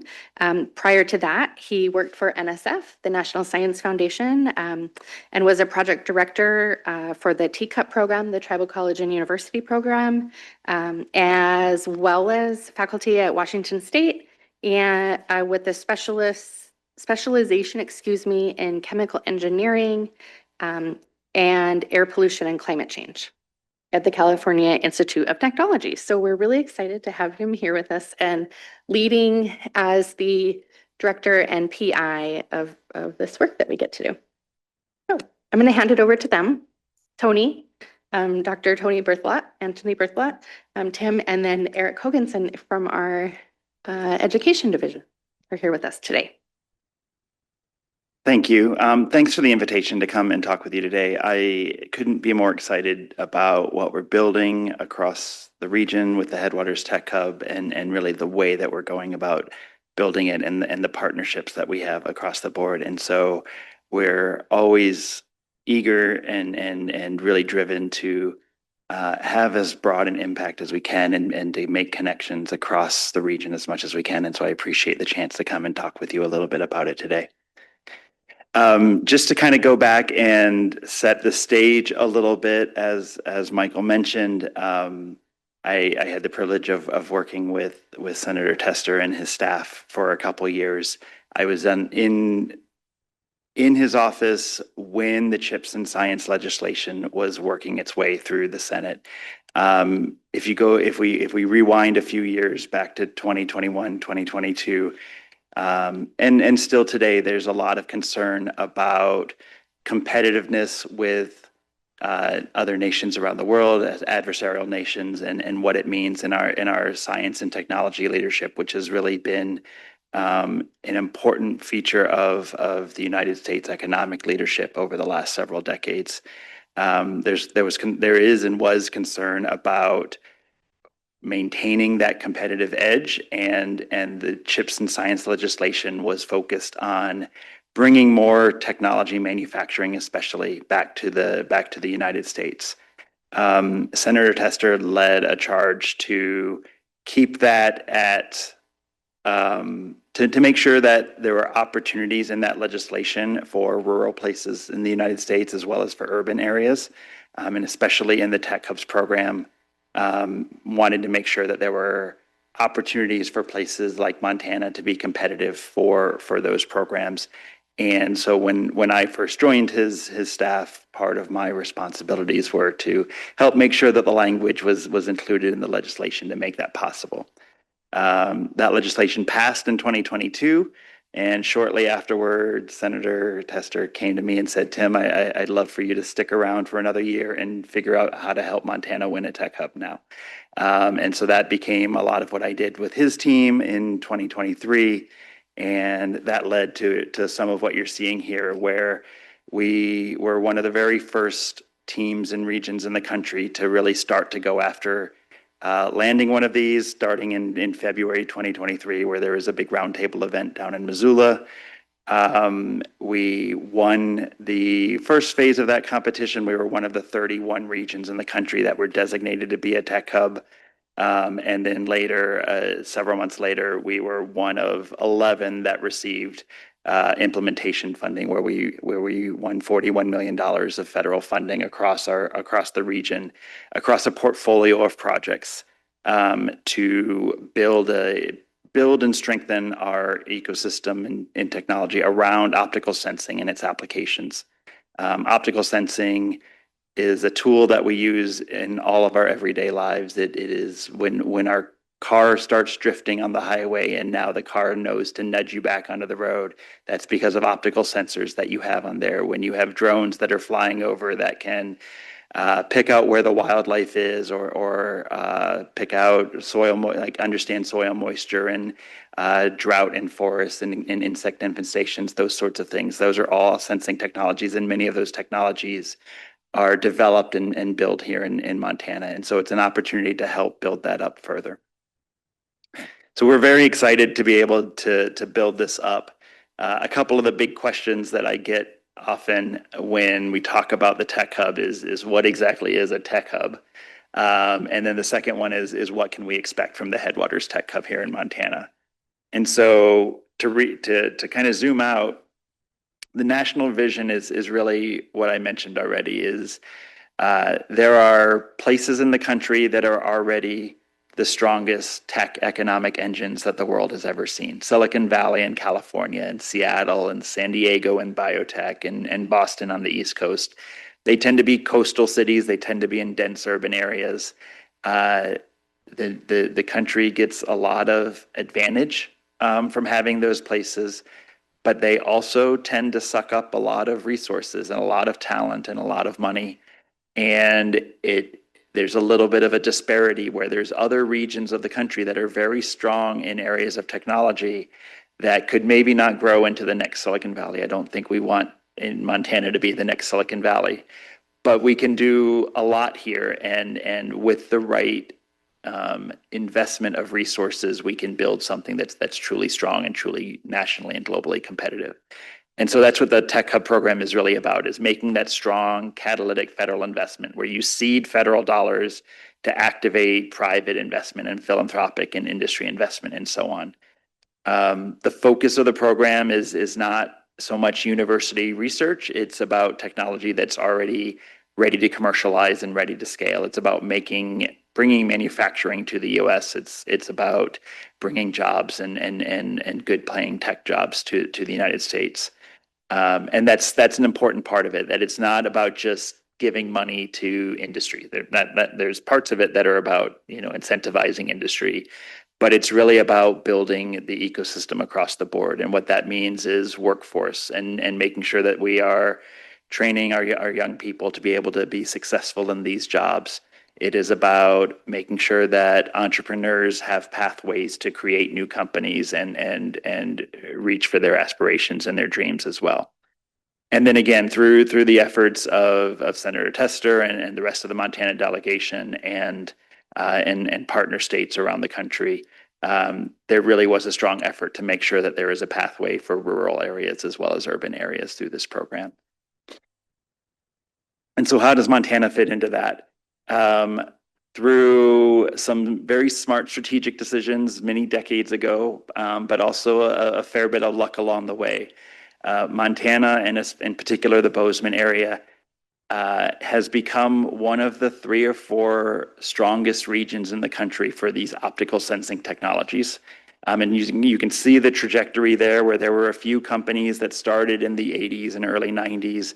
And over the last 10 to 15 years, especially, that has really taken off, where there are a lot of companies that are built there.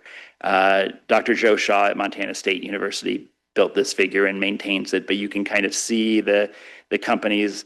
Again, these are not products that you necessarily buy off the shelf yourself. These are often products that are integrated into other things, and so they're not necessarily household names.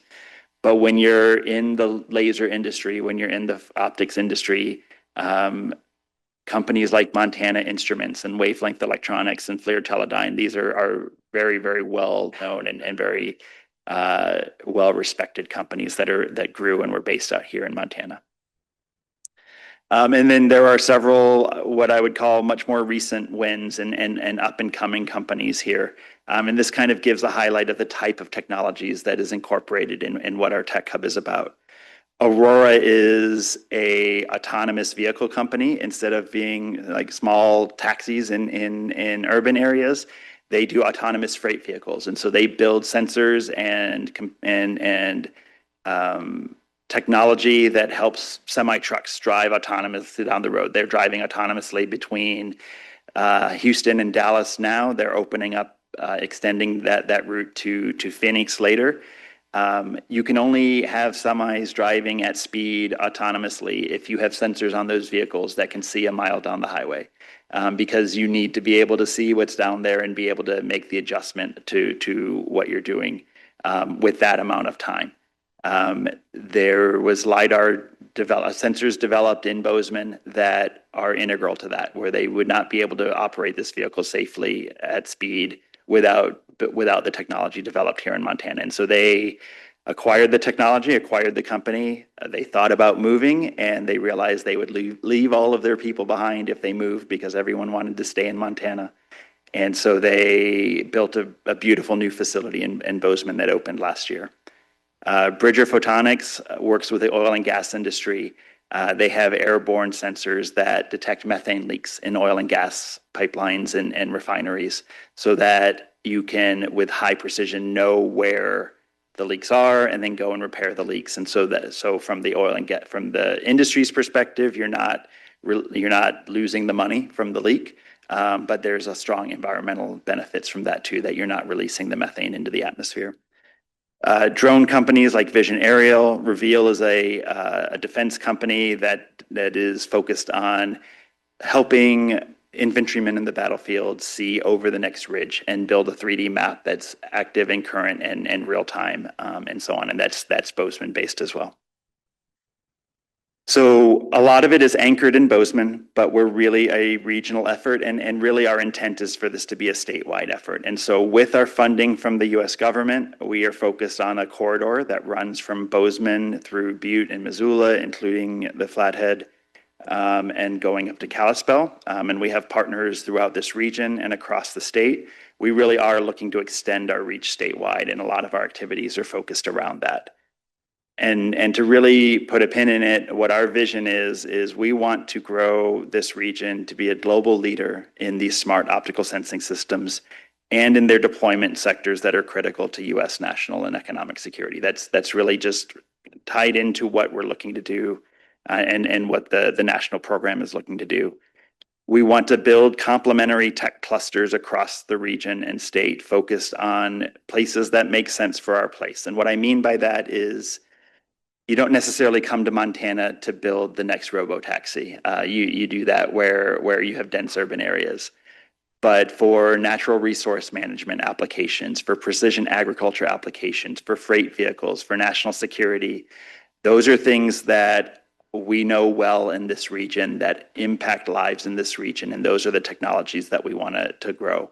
That includes critical minerals and mining applications as well. It's important for us as an organization to grow access for all Montanans into the jobs that we want to build in this industry, in these industries. And so we want to grow this into a statewide ecosystem where there's access to jobs and on-ramps into the training that you need to have these jobs across the whole region. We want to expand geographically, as we mentioned. We want to keep our outcomes grounded in who we are as communities and as a place. And from day one, we've really been intentional about making sure that this is not just a Missoula thing, not just a Bozeman thing, that we're really want this to be inclusive of Native and rural communities across the region as well. You can see that in our consortium. This is a consortium-based effort. And so all of this is not just me and my small team. This is building out partners who make commitments to this broader vision. And so you can see our current consortium here. We are actively expanding that. In fact, I think we have not updated this. We had a new one that we announced just a few weeks ago. But we are looking for more partners, and especially we are looking for more partners that kind of show the regional impact that we want to make across the broader region as well. And how we do our work, we have projects that are focused on catalyzing innovation, providing the infrastructure for companies to push the envelope faster. One example of this is a set of environmental test beds. Companies have told us when we have technology that is at market or coming to market, we want to do testing in challenging real world environments. We have no shortage of challenging real world environments here in our place and where we are. And so we are able to offer that. We want to grow workforce opportunities at multiple on-ramps, multiple ways to enter into the communities. And that's what we'll talk more about. What SKC is one of our strongest partners and leads one of our highlight projects on that effort. We also want to promote entrepreneurship. We need more tech startups in the region and in the state. We need more entrepreneurs. We need to help entrepreneurs be successful. And so we're working towards that as well. As I said, we're starting with about $46 million in project funding. That's $41.3 million federal and $4.5 million of match. We have another $14 or so million of leverage investments, and that really works across a portfolio of projects.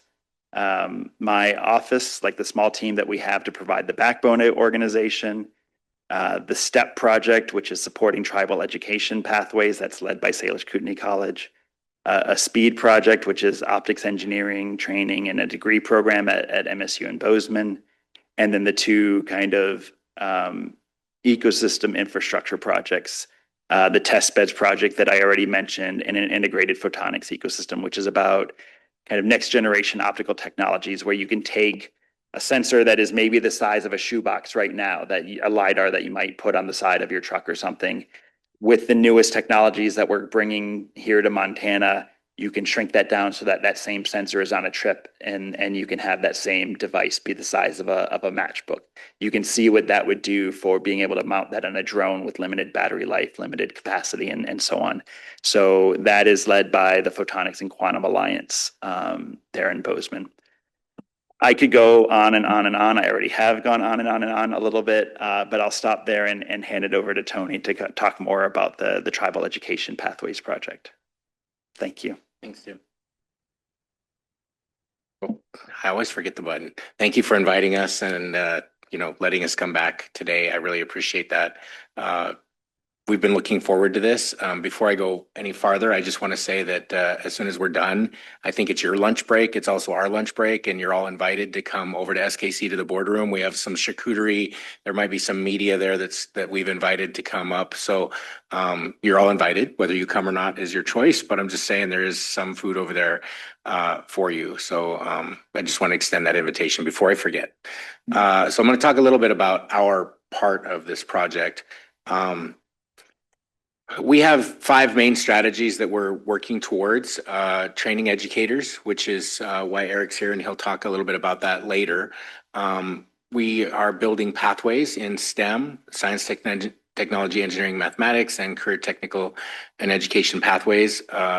We're really trying to integrate culture into everything that we do. That's one of the reasons I think why Tech Hub was funded in the state is because of our unique model and how we do things at SKC. And they wanted to duplicate that and be able to put that in other rural areas and other tribal communities. And so I really think that was I'm speaking for Tim, but I really think that was a huge component of why the entire Montana consortium was successful. We want to expose students to these pathways and careers, expand our trades workforce, support students, and build partnerships and share out. Part of this is kind of weird because even though Tim says we were awarded like 41, 46 million, depending on how you look at it, we started out at like 71 million was our ask. And there were a couple other projects in here that did not make it. And so the build out and the share part of this, like how we were going to work with other tribal colleges or other reservations, was an entirely different project. But when the Department of Commerce came back, or EDA, they said, we're not funding that. And so there were a couple of pieces that were large pieces that got cut out of this. So just know that we didn't get everything that we asked for. So we're doing our best with what we did get. And then I'll talk about future plans and go for questions. On the left here, you'll see our two main goals. The primary goals for SKC were to create a growth-minded learning ecosystem by doing exactly what I said, and then expanding the current STEM workforce. So those are our primary goals, and that's what we do a lot at SKC anyway.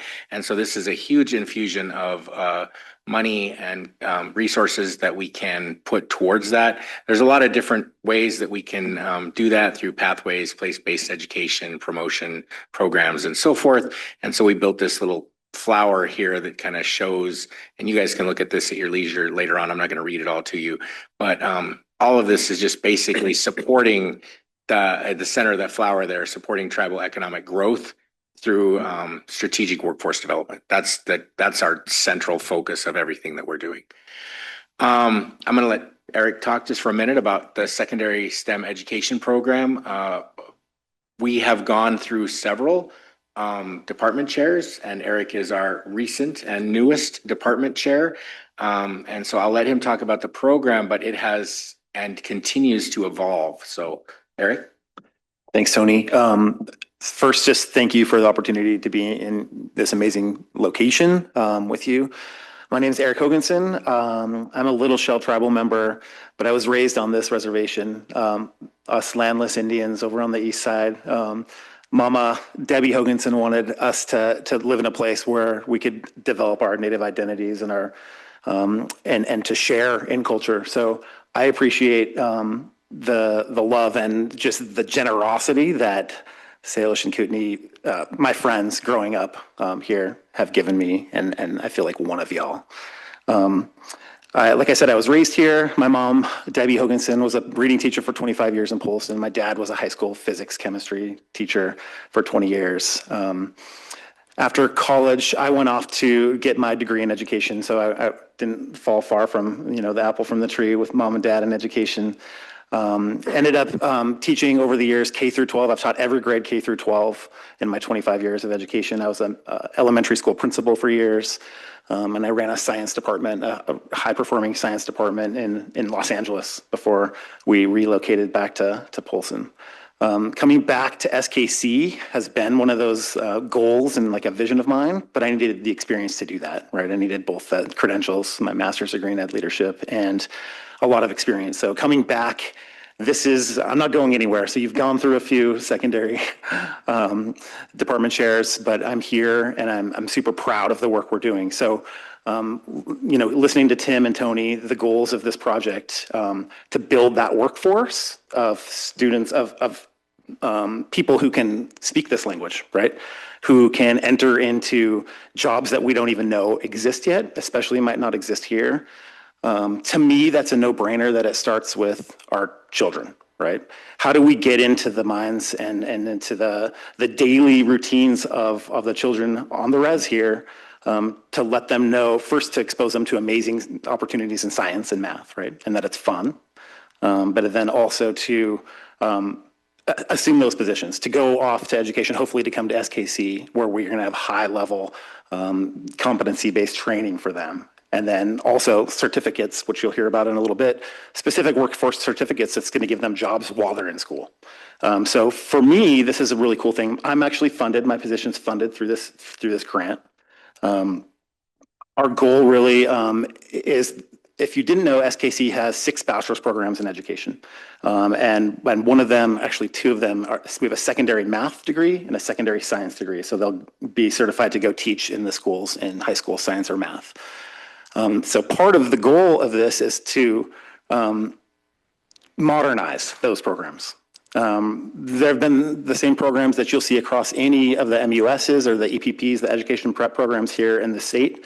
You'll see secondary science and secondary math.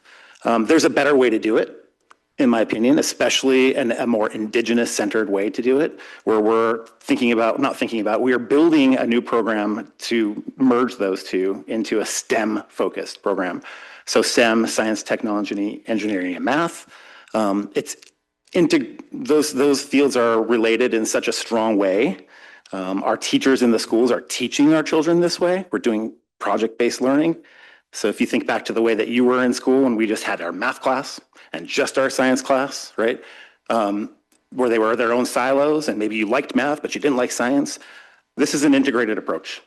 Our schools are starting to do that because our standards have changed in the United States. We have the next generation science standards, which are just gorgeous. They're so beautiful because they talk about engineering practices that are mixed with cross-cutting concepts like patterns and observation. All of these words that we have been doing as Indian people our whole lives, right? Observing, making sense of the world, using our resources well, and turning that into industry. It's finally trickled down to our elementary school. So now we've got to make sure that in our secondary programs that our teachers are prepped to teach that way and to inspire these youth. So we're building an integrated program. We're going to take the science and math and make one. So it's going to be called secondary STEM education. It'll be the first of its kind in Montana. There's already buzz about it in Montana with Office of Public Instruction. Our teachers will still get the certifications that they need to teach in high school math or science so they can emphasize, they can kind of like focus on one area. But in addition to making those disciplines come together into one approach, we're looking at doing exactly what SKC does, is making it more Indigenous centric. So our math program right now has barely any, other than our gen eds, which are like, you take a couple language classes and a couple of Native American studies electives, there's not a lot of secondary teaching methods that incorporate Indigenous values. And so right now we're in the work of building those classes, finding the right instructors. We have those instructors at SKC. So it's being assets based. It's really taking what we do really well and turning it into an education program that we're super proud of. I'm really excited for this work. You'll see some of the other things we're doing is with we need to recruit people into this program, right? We've got funds, so the scholarships to allow these students to come in and hopefully leave debt-free so that they can enter our schools, our reservation schools, debt-free is a huge part of it. So thank you to Tech Hub for allowing for those scholarships. I think of our 9 students in that program right now, nearly all of them, I think 7 of the 9 maybe, are funded through that scholarship. A couple of them will be joining in the winter. In addition, a technical training for these students is going to be one of the really kind of like the paramount features. Rather than just coming through and just hurrying up and doing your work, get the homework, get your grades, start the next class, it's going to be built-in programs like, for example, drone training, GIS training, things that are going to give them skills, again, to work as they're in the schools. The other piece of the program, the redesign of the STEM program, is that what we've heard from our principals and our superintendents here is that our students come in with good content, but not as great relational skills with students. So we're going to flip it a little bit so that the 3rd and 4th year of these programs, the teachers are in the classroom much, much more, the pre-service teachers, not just for a student teaching at the end, but lots and lots of hands-on training with the masters themselves. So super excited about these programs and just happy for the chance to use my energy towards building, innovating, renovating, and then evaluating it to, hopefully this becomes the mainstay of SKC, this secondary STEM program. I think that's about it. Thanks, Eric. All right, the next section of this, we presented part of this at a symposium that happened in Bozeman earlier this year. And I just want to say that Ava Roost, who was here when we came earlier to ask for this meeting, gave this part of the presentation. So I'm going to do my best to channel Ava today, but for whatever reason, she's playing in Vegas or something at some conference. So She's at a Metallica. yeah, she's at a Metallica Scholars thing. So anyway, I'm going to do my best to do this, but yeah, just know that it's not necessarily my materials. One of the things is universal design learning, which is really about teaching people how to teach to everybody, I would say, whether they have a disability or they come from rural or urban or, whatever it is. It's basically a universal way to teach so that you're not specialized in something. There are specialists in that field, published and researchers, and they've presented with Tim at some of the conferences, and they just happen to be living in Polson. And so we have connected with them and they are doing trainings with our teachers in the area. We've already done several of these classroom UDL trainings with educators. And then one of the things that we did too is a STEM in construction, because we know that even if you're going to bring a tech workforce to Montana, that comes with all of the healthcare and the childcare and the transportation and the housing and you need construction building trades to be able to build the homes and build the hospitals and build everything that would come with those advancements. And so as part of this, we were thinking forward on that and said we want to build that into our program. And so we now have a full-time instructor in building trades. We are going to have a location. Actually, we're moving them into a location, which was the original carpentry place right across from the Big Knife building, where maintenance is now. We will be putting the construction back in there so that they are not out in the open air, which is where they're building tiny houses and doing things right now, right under the power lines. So we're actually giving them the resources that they need and putting them back in the space that they need. But this is something that we have already done. We've done some other UDL with the Boys and Girls Club, specifically around photonics and technology. We've built these modules, which in fiber optics, drones, satellites, renewables, renewable energies, and so forth. Lots of interactions with the Boys and Girls Club. So they are actually the recipient of some of the resources from us through their staff and through our staff working with them. So a lot of career pathway growth comes from our children being at the Boys and Girls Club. We've done some Indigenous STEM teacher lesson circle projects where we've had people working together in these circles and doing writing sessions and writing retreats and doing these STEM exploration kits. So kind of piloting that in the K-8 schools. But we are out there in the schools doing these things. Other things are we've put on several camps. So we had a exploring engineering camp, we had a transportation camp, and you think of a transportation camp, we do the bike thing, and many of you probably already heard about that. But while they were doing the transportation stuff, they're dealing with the sphero-bolt robotics and these flying orbs and the physics of flight and the physics of the bike wheel going around and what that actually means, and driving similarity experiences that they did in wildlife crossings with field. There's a lot of things that go into transportation, as you know, because you guys manage that on the reservation. And so we're trying to build that at a young age and get them engaged in that. And through the bike camp, I believe we have bikes that are like donated and so forth, and they're not always in good repair, but we build the bikes and repair them. They do that with us, and then they get to take the bike home at the end of the camp too. So that's a pretty cool thing. So a lot of exploration activities, like I said. They've had these Future Fridays that are going on, Tech Hub related STEM career stuff. There's other things like the River Honoring that you host, the Bird Day, the College Fair, Mountain Youth Cruise, Indigenous Science, NYCP, which is the new Native Youth Conservation Project, right? Yeah, that happens in the schools with Upward Bound with Heather Lick. There's just lots of things that are going on. Those are not directly related with Tech Hub, but our resources are infiltrating into them so that we can enhance them and give them more capacity to help more kids and to get them a STEM identity. And I guess that's the core of what we're trying to do is if you understand what STEM identity is, it's can you vision yourself in a lab coat?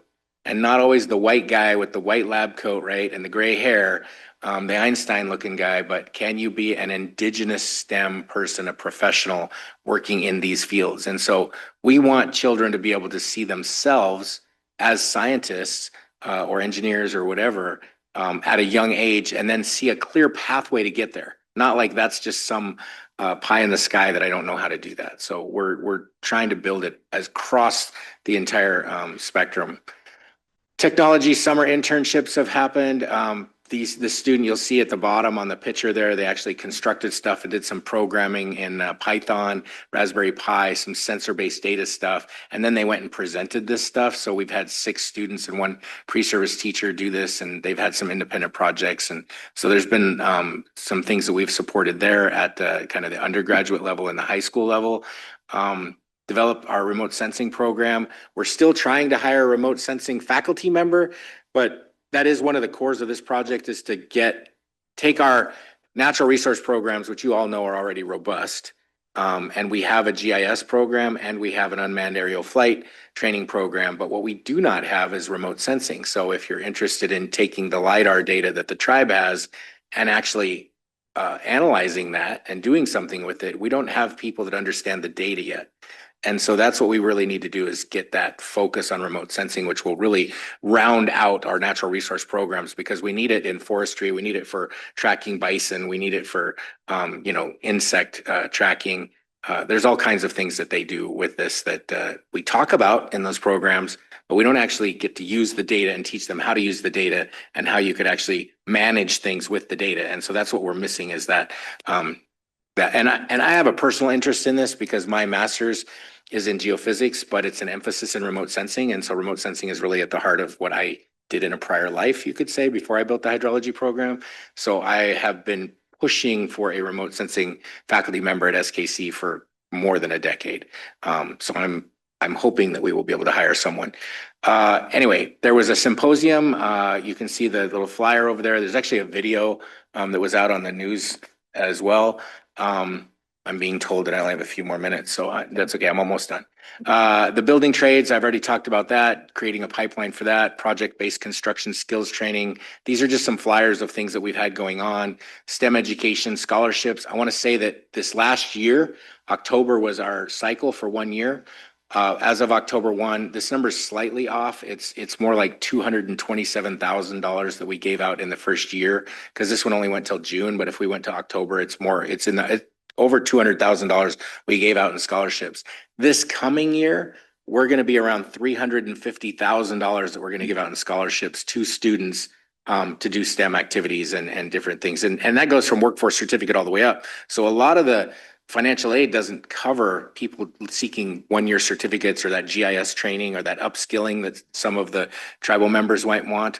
But this does. They can actually get scholarships to do that. So if you know anybody that's interested in that and they just want to go do a little quick certificate or something, contact Ava or contact admissions.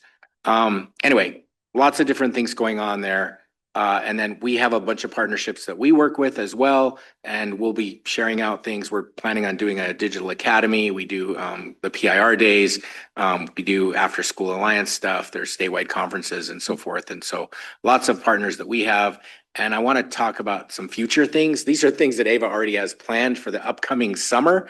We just got done with this summer, but we're already planning for next one. So we have drone camps for girls and women, collaboration with the Billings, MSU Billings engineering faculty. 2 different engineering camps are already planned.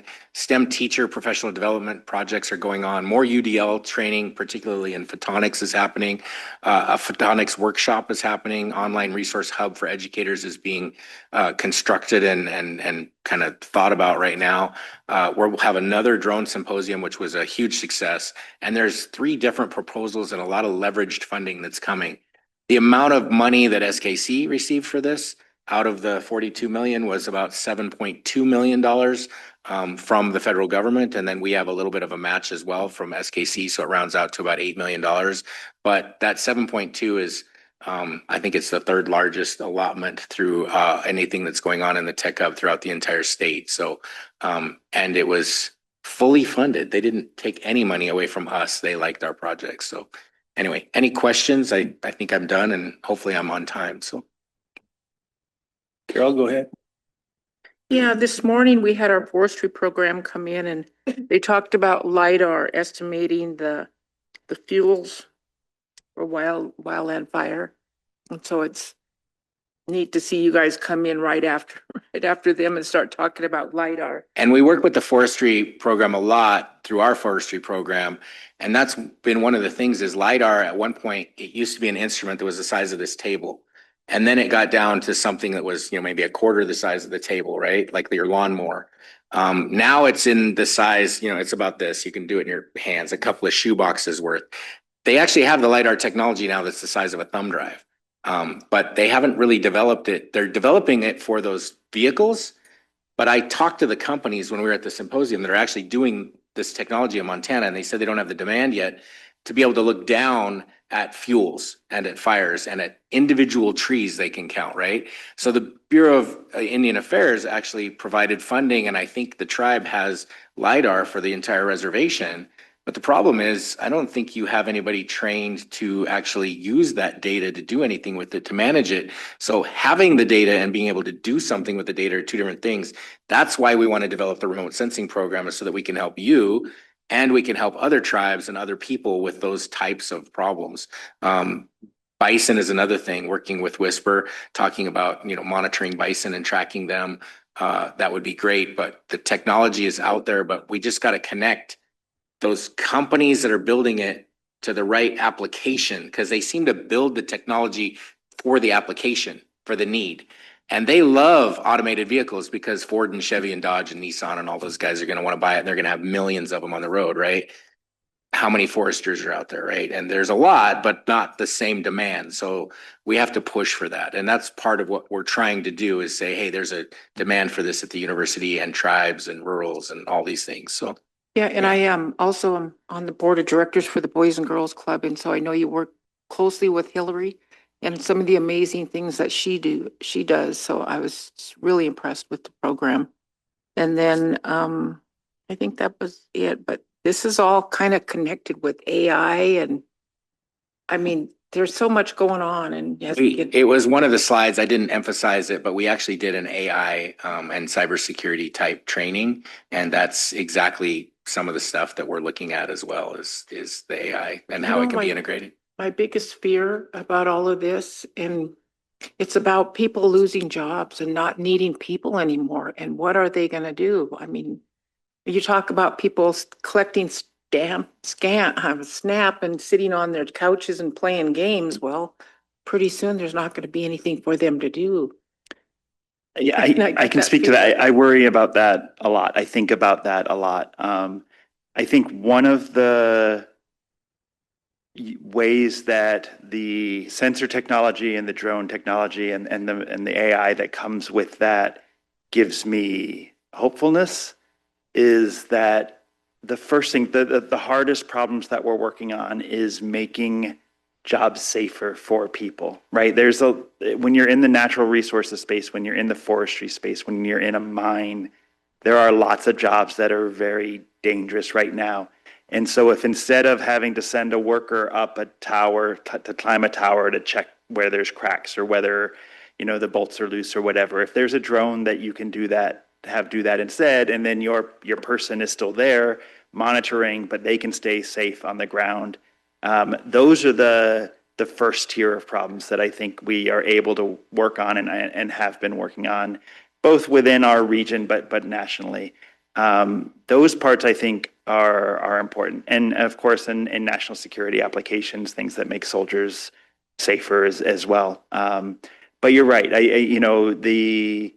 The versions of AI that are replacing jobs that people are doing, those parts have me concerned as well. But in the hardware space where we're putting most of our efforts, it is more about increasing safety, increasing the power of knowledge that we have about our world around us. The positive sides, yeah.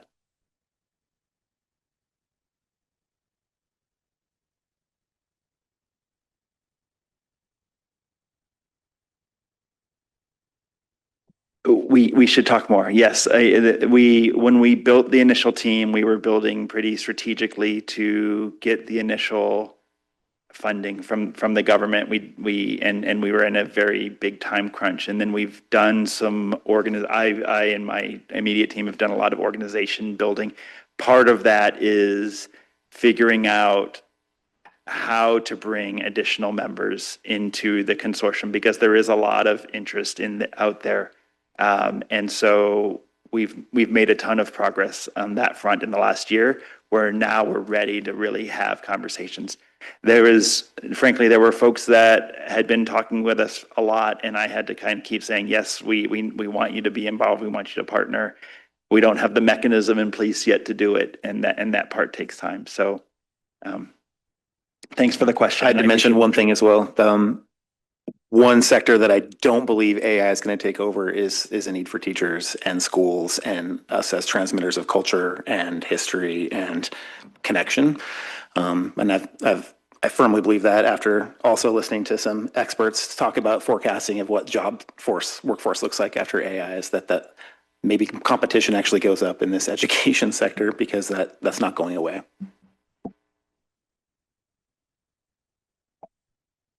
Is the Department of Commerce, Montana Department of Commerce involved?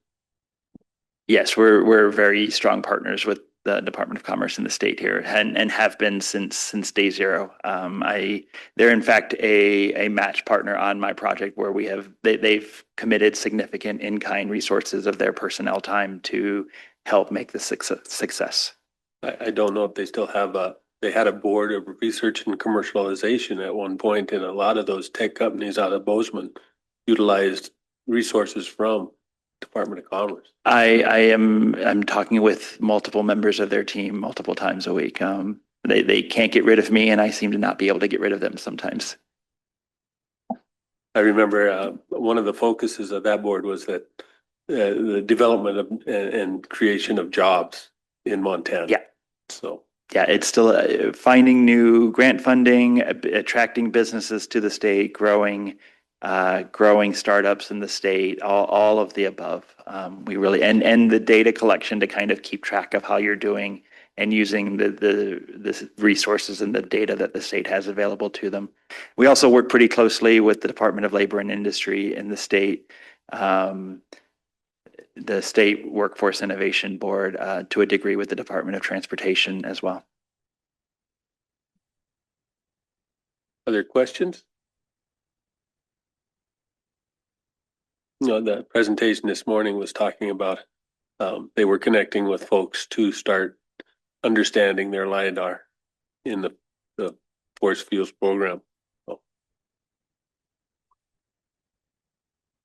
there's nothing else. Thank you very much. Thank you. And don't forget, we have food over there if you're interested. Not much. Good to meet you. Thanks so much. Lamb lunch and husuka cookie.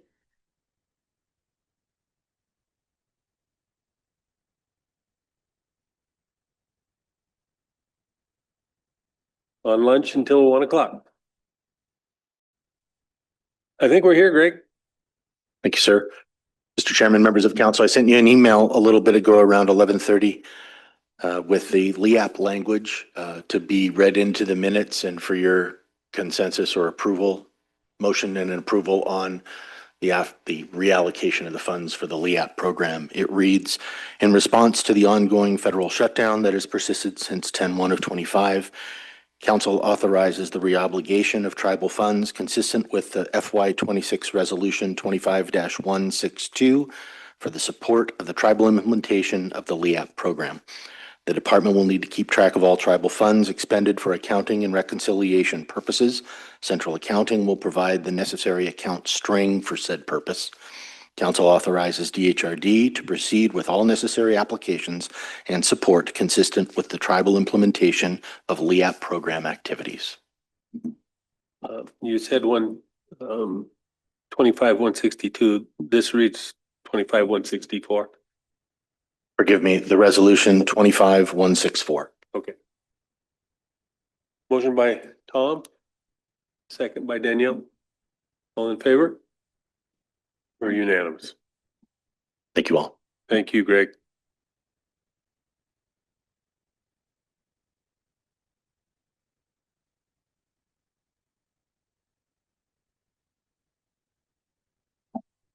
Morning, Brian.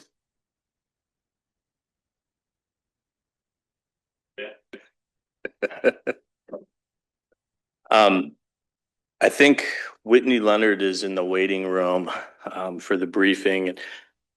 She and I, it's kind of a close call, but she and I are recommending you have it in executive in case there are some questions that come up that are better to have in an executive We legal will question. go out of regular into executive.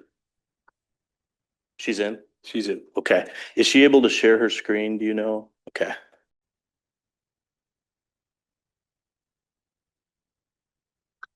We got a request to re-advertise 3 houses. Motion by Tom.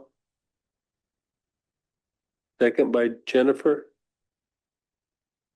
Go ahead. Those 3 houses, I should have wrote it down. It doesn't include the Pablo House or the one that's down at Grey Wolf?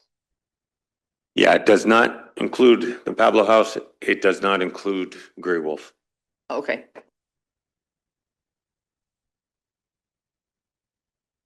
One at Job Corps. We can advertise. The Halverson House can be over in Hot Springs. And potentially the one at Herb Ducharme's property in Evero. The tan house by the water tower. I can't remember the individual or anything like that. No.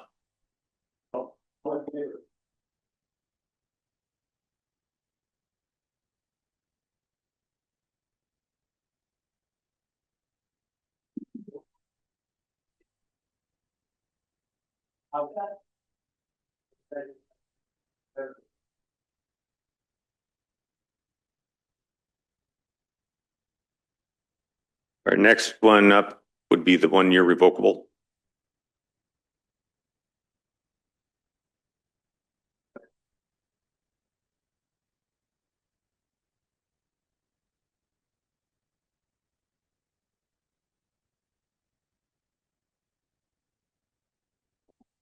So motion by Len, second by Jimmy.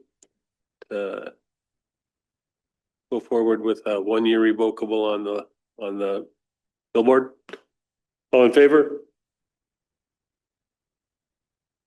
Is there anybody opposed? We're unanimous. Then our So next you one abstain? is to be able to do a short-term contract with up to 2 people to winterize the equipment and everything at the recently purchased Sago Ranch. Motion by Tom, The Miller to contract winterize. would be potentially 6 months. second by Bing. All in favor? Unanimous. Go ahead, Dan, I'm sure it's already been done, but I had a question from a tribal member. They said water needs to be turned off at the grounds, but you guys have already winterized Powell grounds? They were winterized out October 15th. Perfect. I'll let her know. Martin.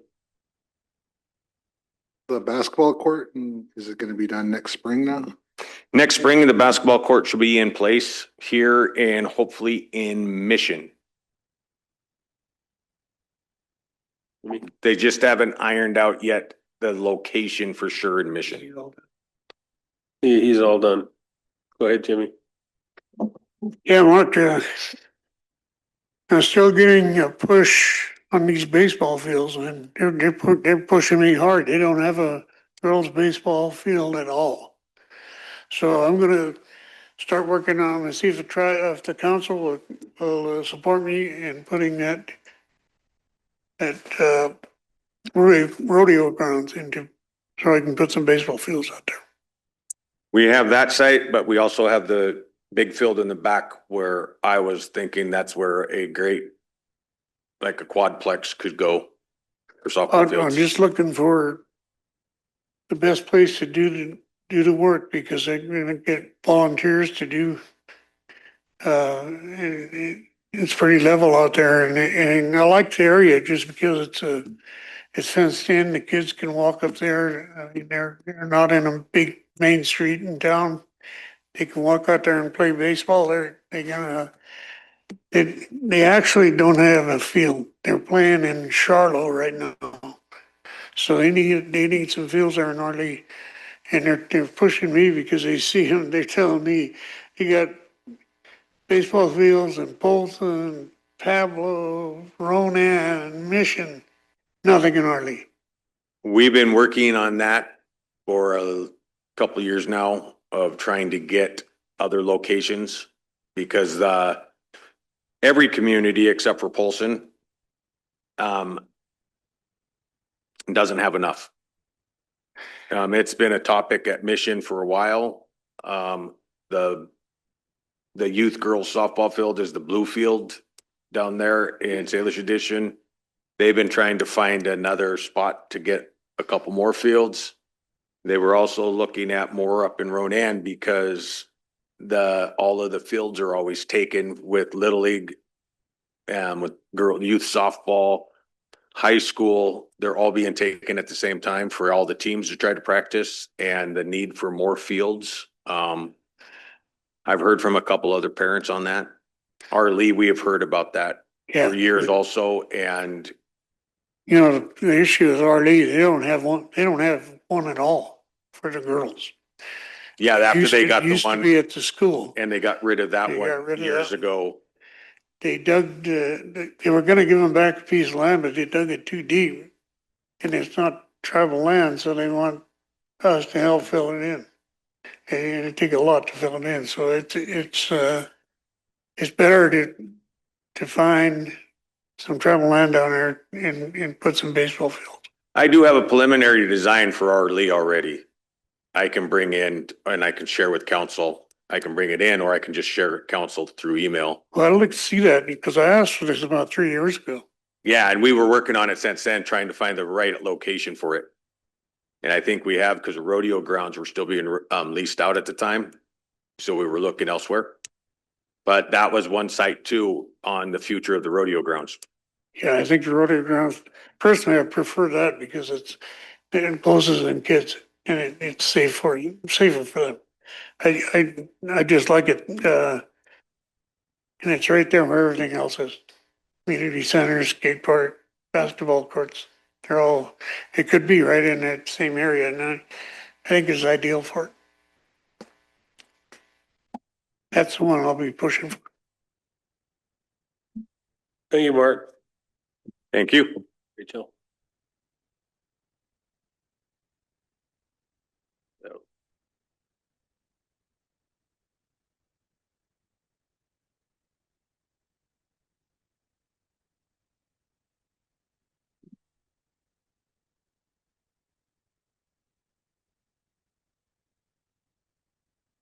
We're not we will go out of regular into executive.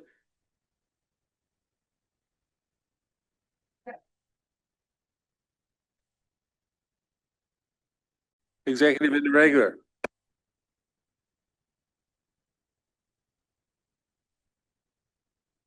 Does that involve supervisor permission? Commotion by Lynn to promotion. Motion. Got a motion by Lynn to have change of duty for all of our employees to vote in our tribal election. 2-hour change of duty with supervisor approval. Seconded by Martin. All in favor? We're unanimous. Change of duty for election. Anything else?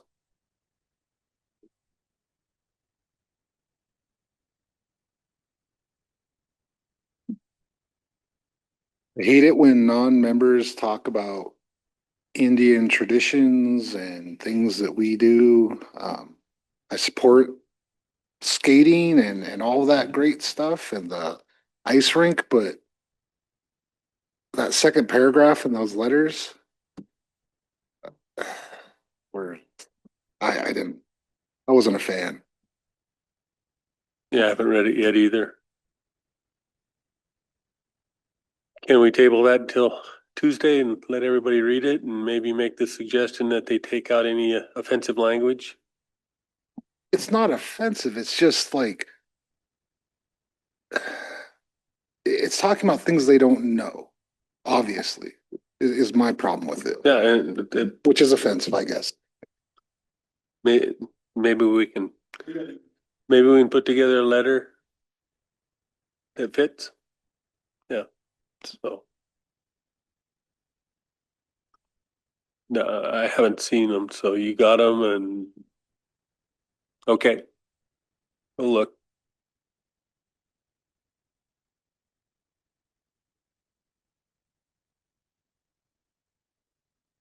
We'll return on Tuesday with it. Tom? About sports, just for everybody's edification, Kate McDonald told me that they were gonna do some kind of special recognition at halftime at the Grizz game this Saturday with Archie McDonald. So Oh, cool. Archie, of course, is part of the Indian Hall of Fame, but he played for 4 years for the Grizzlies, but before that he played for in high school at Haskell, and then he's in high school, he played for the Haskell college team.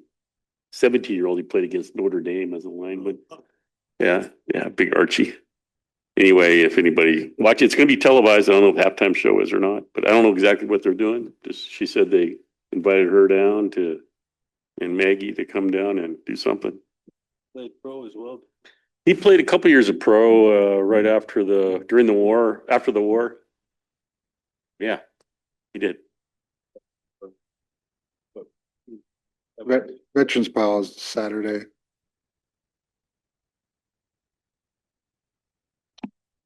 From my understanding, it sounds like there's gonna be staff working tomorrow to be handing out food cards. FYI. Thank you all. Jay Hoy. Birthday, right?